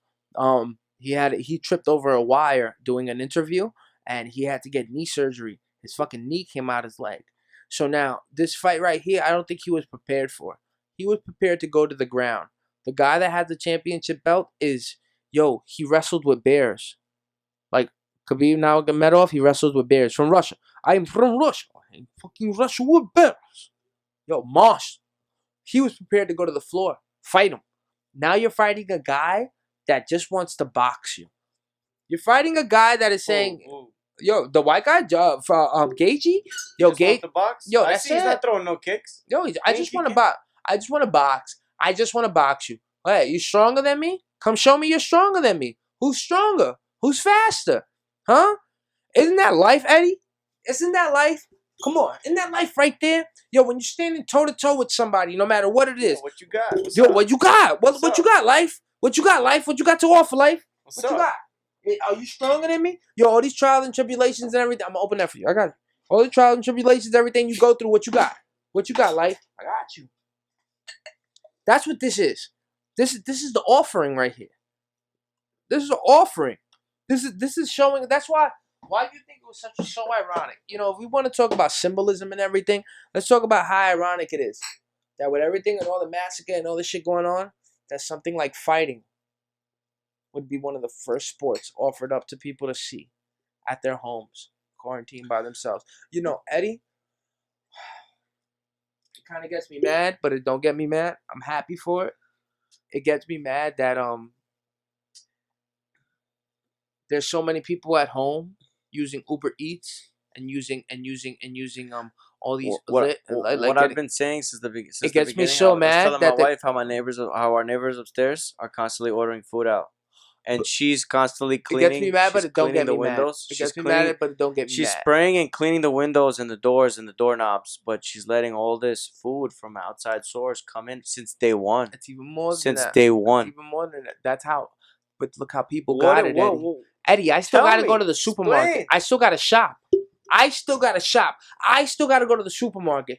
I have to go ahead physically, right? My grandma, my mom, anybody need groceries, weed, anybody need anything. I still have to physically go and get it. Why do these people with money can order anything they want? You want to sit home, pop pills, get drunk, take cocaine. You can order anything you want because you got money. Because you got the audacity, and that's where I get mad at people. I don't get mad at people because they're privileged. I get mad at people because they have the audacity to have anything to be wrong with anybody else.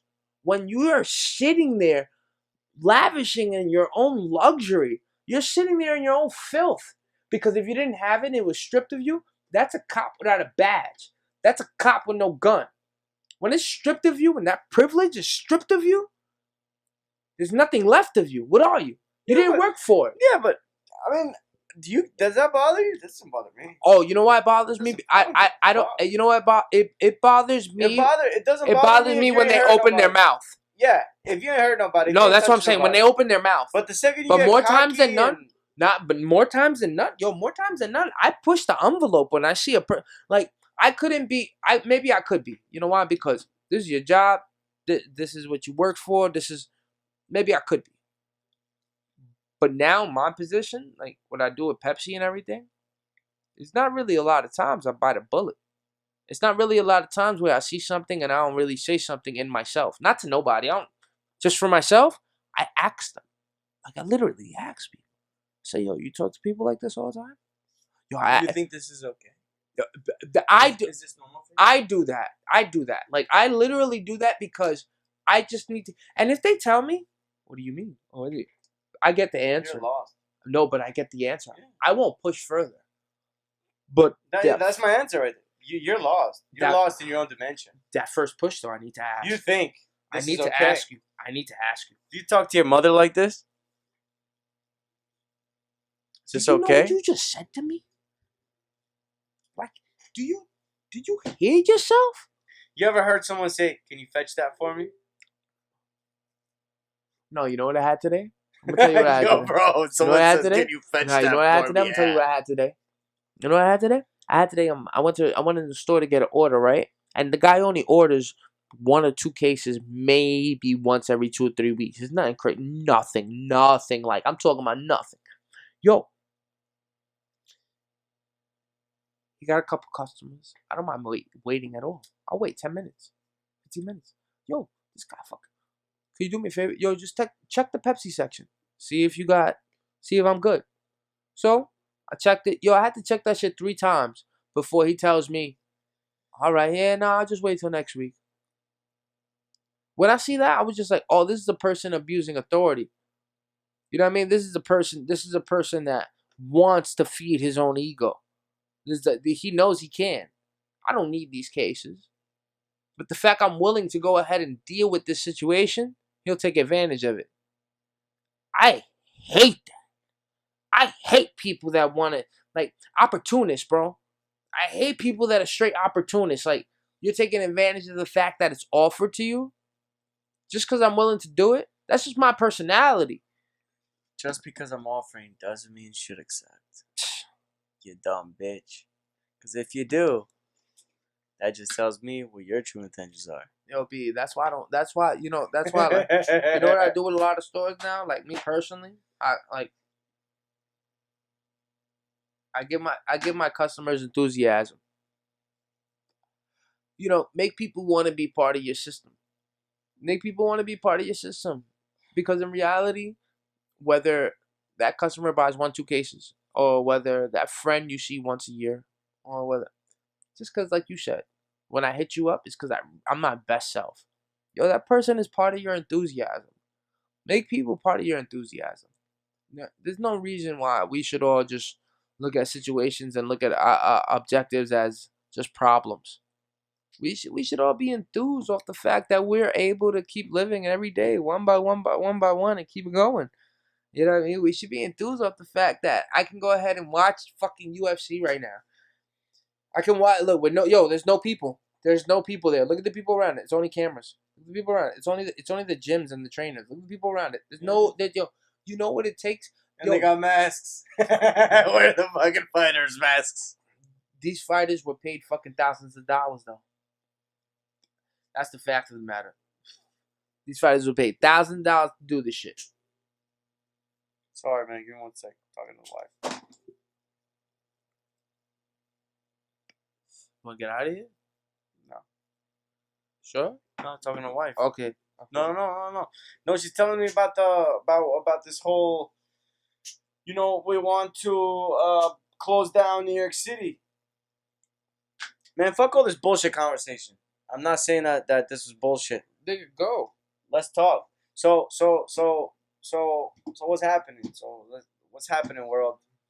What's really going on is one white man steps on the neck, puts his knee in the neck of a black man, right? Now it goes into depth and all this crazy shit, but nobody for once thinks that this was fucking planned. Do you think it's normal for someone to scream, "I can't breathe," and for you to organically want to continuously deprive that human of oxygen? Nope. That's not organic, sir. Nope. It's not. Nope. You were programmed to do that. So right then and there, bong payroll. You got a motherfucker on the payroll like it's been proven in history. Like the dude that killed Epstein. How many of these white dudes are on payroll? And I say white dudes because that's what it is. You put these white men on these white individuals, police officers, a guy who probably got picked on his whole life. You give him an agenda, yo, kill a black guy, do it like this, blah, blah, blah. We're going to hit you off with this sum. You're going to do a couple of years. The judge is going to say this, bong. You're going to live the rest of your life scot-free with you and your family. And of course the guy does it. Or the guy is cloned and programmed, which there are other ways, and let's not even get into that. There's so many other ways to get someone to do something without even have to give them anything. This nigga could do life in jail. He wouldn't even care because his brain cells he's a vegetable. Yep. He's fucking programmed to do that. Yep. He's built for it. And nobody's thinking that. He's built for it. Nobody's thinking that. He's built for life in jail. You know what I'm saying? So now you got this one guy who kills this other guy who creates all of a sudden now there's wars everywhere. Now there's civil unrest everywhere. How ironic how this can happen right after COVID-19. It's not ironic. How ironic is that? Let me ask you again, sir. Is there such thing as coincidence? Shit does happen. Is there such thing as coincidence? Eddie, is this coincidence? Eddie, shit does happen. Is this coincidence? Eddie, shit does happen. There is coincidence. Ain't no motherfucking coincidence in the world. Nothing is a coincidence. Nope. Nope. Nothing. Everything is a trigger. Everything that happens is a trigger. So you think for something else. So you think a reaction is just a reaction? Really? You think that's the only thing, the reason things happen? Everything is a reaction because of a trigger. I believe. There's no such thing as coincidence. Things don't just happen.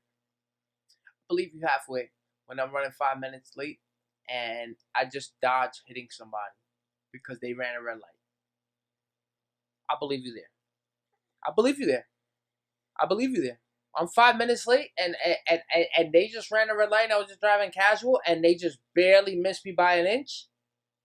If I wasn't 5 minutes late, they might have just hit me. I believe you there. Yeah, that's a problem. But then you can't believe that shit just happens you have too. many probables in your everyday life too.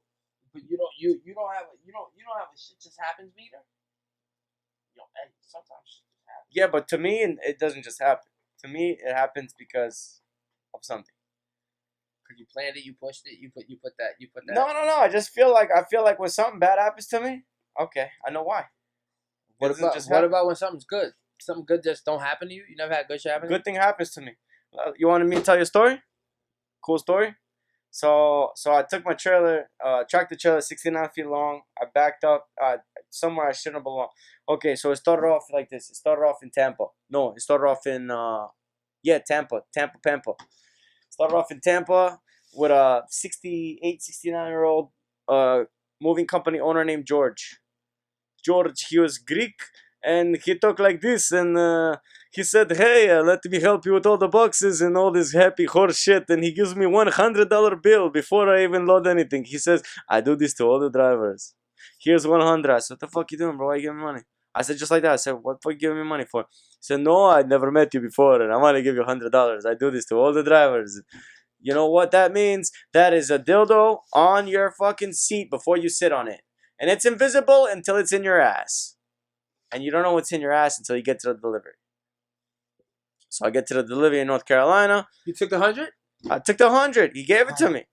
I put it back in his hand. I go back. Dude, I did this. He goes, no, take it. No, take it back.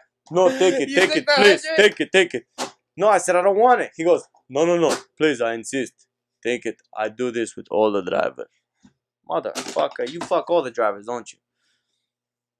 I get to North Carolina. No, not physically, man. Theoretically. He fucked me, though. I get to North Carolina. I'm in a winding road where trailers don't belong. Okay. But guess what's on every turn? Okay. A goddamn trailer. And why are they there? Because technically, trailers can be there. Motherfucker, it was one of the most dangerous mountain roads I've been. And dude. What do you mean they could be parked on the side? No, what I'm saying, they could drive on there. Well, what I'm saying is it's really bad. There's no reason for there to be a turn like this. Not like this. I'm kind of hyping it up, but like turn around the bottom. Turn around the bottom? Okay, highway. On the fucking side of a mountain with no side. Why? For trucks. Why? Why? Because it's North Carolina, nigga. That's why. What mountain? What mountain? Because we up.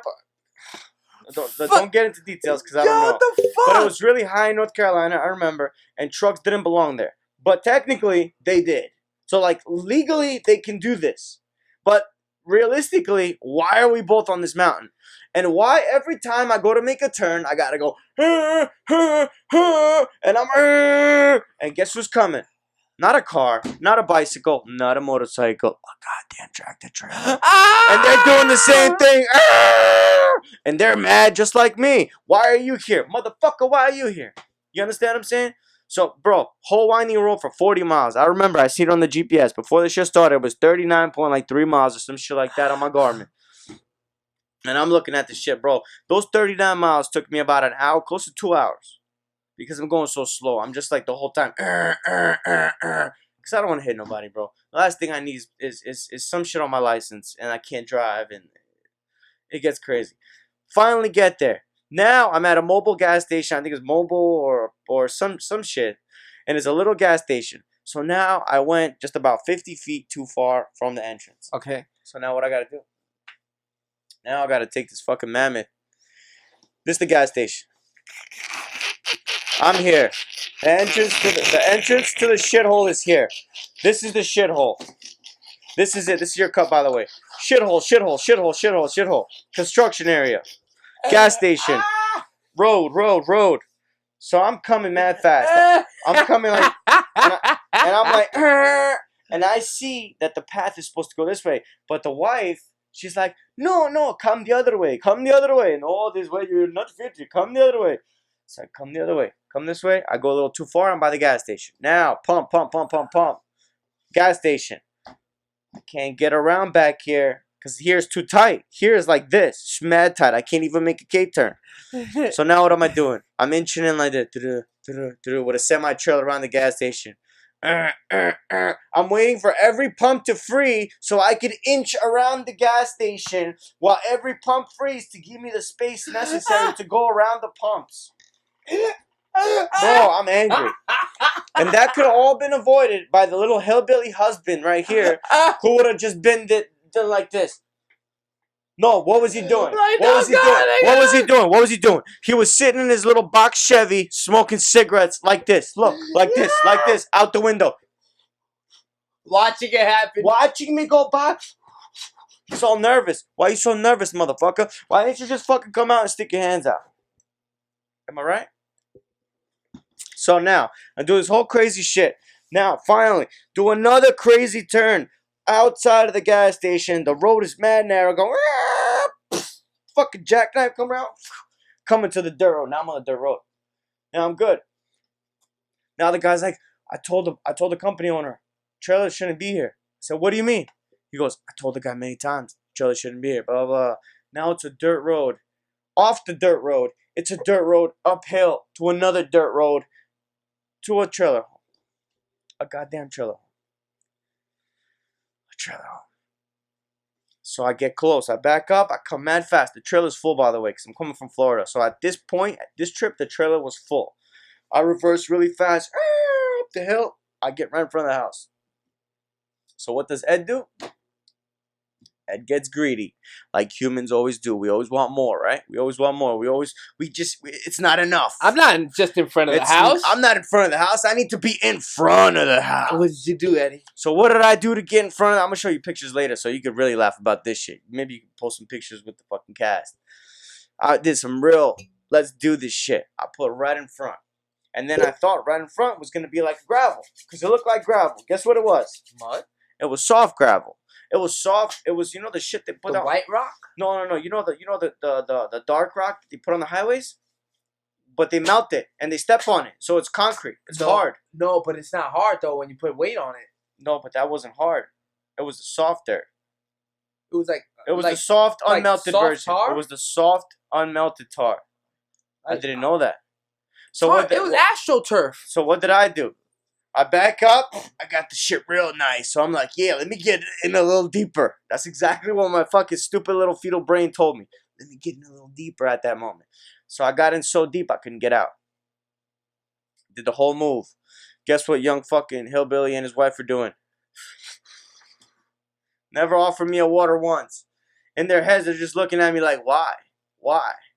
They're looking at me like, what, goddamn bucket? Why you gotta get so goddamn close to the house? You had over there, you could have put a goddamn ramp, could have been right there, you could have been out of here in no time, but no motherfucker, no city boy want to get all close to the house now. Now you all so goddamn close to the house, now I'm finna smoke my cigarette. And he over there smoking his cigarette, smoking. He's about to smoke his brains away. His fucking eyeballs are about to pop out. He's smoking so goddamn much. He's just watching me. I'm not helping once. Fucking his wife's losing a tooth in the fucking process. That's how crazy shit was. You know what I'm saying? You know? And then me and my boy are trying to get the fucking trailer out. We're doing everything we can. Put rocks. With rocks, I'm reversing. And the funny part is that I have an automatic, not a manual. I had an automatic tractor. Yeah. So I got no control. I can't put the shit in gear. I can't really do what I want. The transmission's doing whatever it wants. It's fucked up, and I got a heavy trailer, and I'm dug. I'm sunk. Because all your automatic wants to do is anytime it does anything, It's going right into low gear, right into low gear, right into low gear. I step and it does nothing. It goes right into low gear. It does nothing. And then once I step, 3 seconds later, delayed reaction on everything, you know? Neighbors don't want to help. One drunk guy came to talk to the neighbors. He saw that the neighbor wasn't waking up. He gave us a pump. He gave us a lift that didn't work. Laughed and then drove off. In the middle of the fucking North Carolina mountains. And I'm sorry to say this, but I think he was Mexican. Motherfucker. This little guy. What's the Mexican doing in North Carolina? This little guy was like this. Looks like you little fuck. And he got back in his truck and left. He gave me a fucking broken pump. Cocksucker. He's like, looks like you guys little fuck. He's like, I go fishing. Yo, how'd you get out? Let me tell you. 4 or 5 hours go by. My boy's still with me. And in my mind, I'm just so vicious. I'm like, man, this is crazy. We ain't never gonna get out of here. In my head, I'm like, we're gonna get out. But by the time we get out, it's gonna be fucking late. 5 hours later, guess who comes? Concrete. It was a F-350 with bricks in the back. Why? And I don't know, but he comes up. It was a roundabout with trailer park homes on top of another hill. Remember I told you I went up a hill? Yes. To another hill, and there was another hill that I reversed. Why are you even there? Yeah, I got you. Why am I even there? So this guy comes up. I have no idea. So I walk up to I'm like, listen, I'm dirty as fuck, and I don't like asking nobody for help. And the only reason I was still there is because I told myself I could get out. You know, I could have called a tow truck. It would have cost a lot of money, and I would have worked a couple of days for free. And you know what's crazy? You're not in Manhattan. There's no MTA there. Because, you know, I got stuck. There's no way out. There's no way out. I got stuck in snow driving to Pennsylvania, making a wrong turn. And I got stuck in a mountain in like a divider of snow. Yo, I was stuck for half an hour. I had no shovel. Half an hour is nothing. You know what we had, though? We had like my sledgehammer. Look, Betty. We had Betty. And yo, we tried to beat Betty down. We tried to use Betty to beat down the snow. Couldn't get out. And MTA came. He said, how are we going to get you out? I said, I don't care if you push me. You push me out the snow. You ain't getting that out there. You ain't getting no fucking MTA. We got better. Guy comes up in the F-350. Got no reason coming up. Said, hey, I walked up to him. I was distraught, bro. I was wearing this hat, Arizona hat. Long hair or short hair? No, I had long hair. No way. I had this length hair. Oh, you didn't cut it all the way off right away? No, I did this tonight. No, minute. but you had a good haircut, though. Huh? Like, you look good. I did this last minute before I got here. You look good. Thank you. Yeah, you pull it off. Thank you. But I had hair this long. So I took off my hat. Said, hey, man, anyway, you can help me, man. I'll pay you. I said, please, just help us. He said, like this. It was an F-350 with bricks in the back on an uphill. He's like this. Put the shit in neutral. Stops the truck. With a breeze, like, He's like, what you need? But now with the way I'm coming off is, I understand. It was like a from the mountains, white dude. Eddie, he got you. His name was Josh. He got you. He didn't have a care in the world. He got you. Like, yo, when I'm talking about, you ever met someone that you just feel is so goddamn genuine? He got you. Genuine. He got you. Genuine. He got you. Genuine. He got you. Genuine person. Eddie, he got you. Eddie, he got you. Bro, not once. Dude, he comes, he pulls a tractor. The tractor detaches from the trailer. He says, look like you detaching up there. I said, yeah, man. He's like, why? I said, because I loosened the kingpin, because I was trying to detach. I was trying to put the trailer on these blocks of wood while I pull out and reverse him. He goes, all right, so how are we going to get you connected back? How are we going to get you hitched back in? I said, I don't know, man. Just help me, please. So, dude, what I'll tell you is that when I show you pictures, you're going to laugh. He did not laugh at me once. He did not laugh at me once. Him and his fucking boy. His boy was a kid. He was like a 17-year-old kid, 18. And I'm talking about guys, they not once. What would someone from New York do? Pull out their phone, start laughing, post the shit on Instagram, the shit will go viral in minutes, right? That's what we do, right? Bro, not one phone was pulled out. Neither of them got not one phone call in the 1 hour that they were helping me. You understand? The guy tried to pull me out.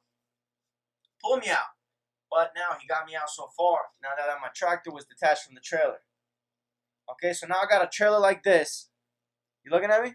Yeah. I got a trailer like this, and I got a tractor that's reversing like this. So I can't even get the fucking tractor underneath the trailer. The whole floor is so uneven. He says, how'd you put the bottom? He says, hold on. What? It says, hold on. I don't know. He runs down the hill, comes back. What do you see?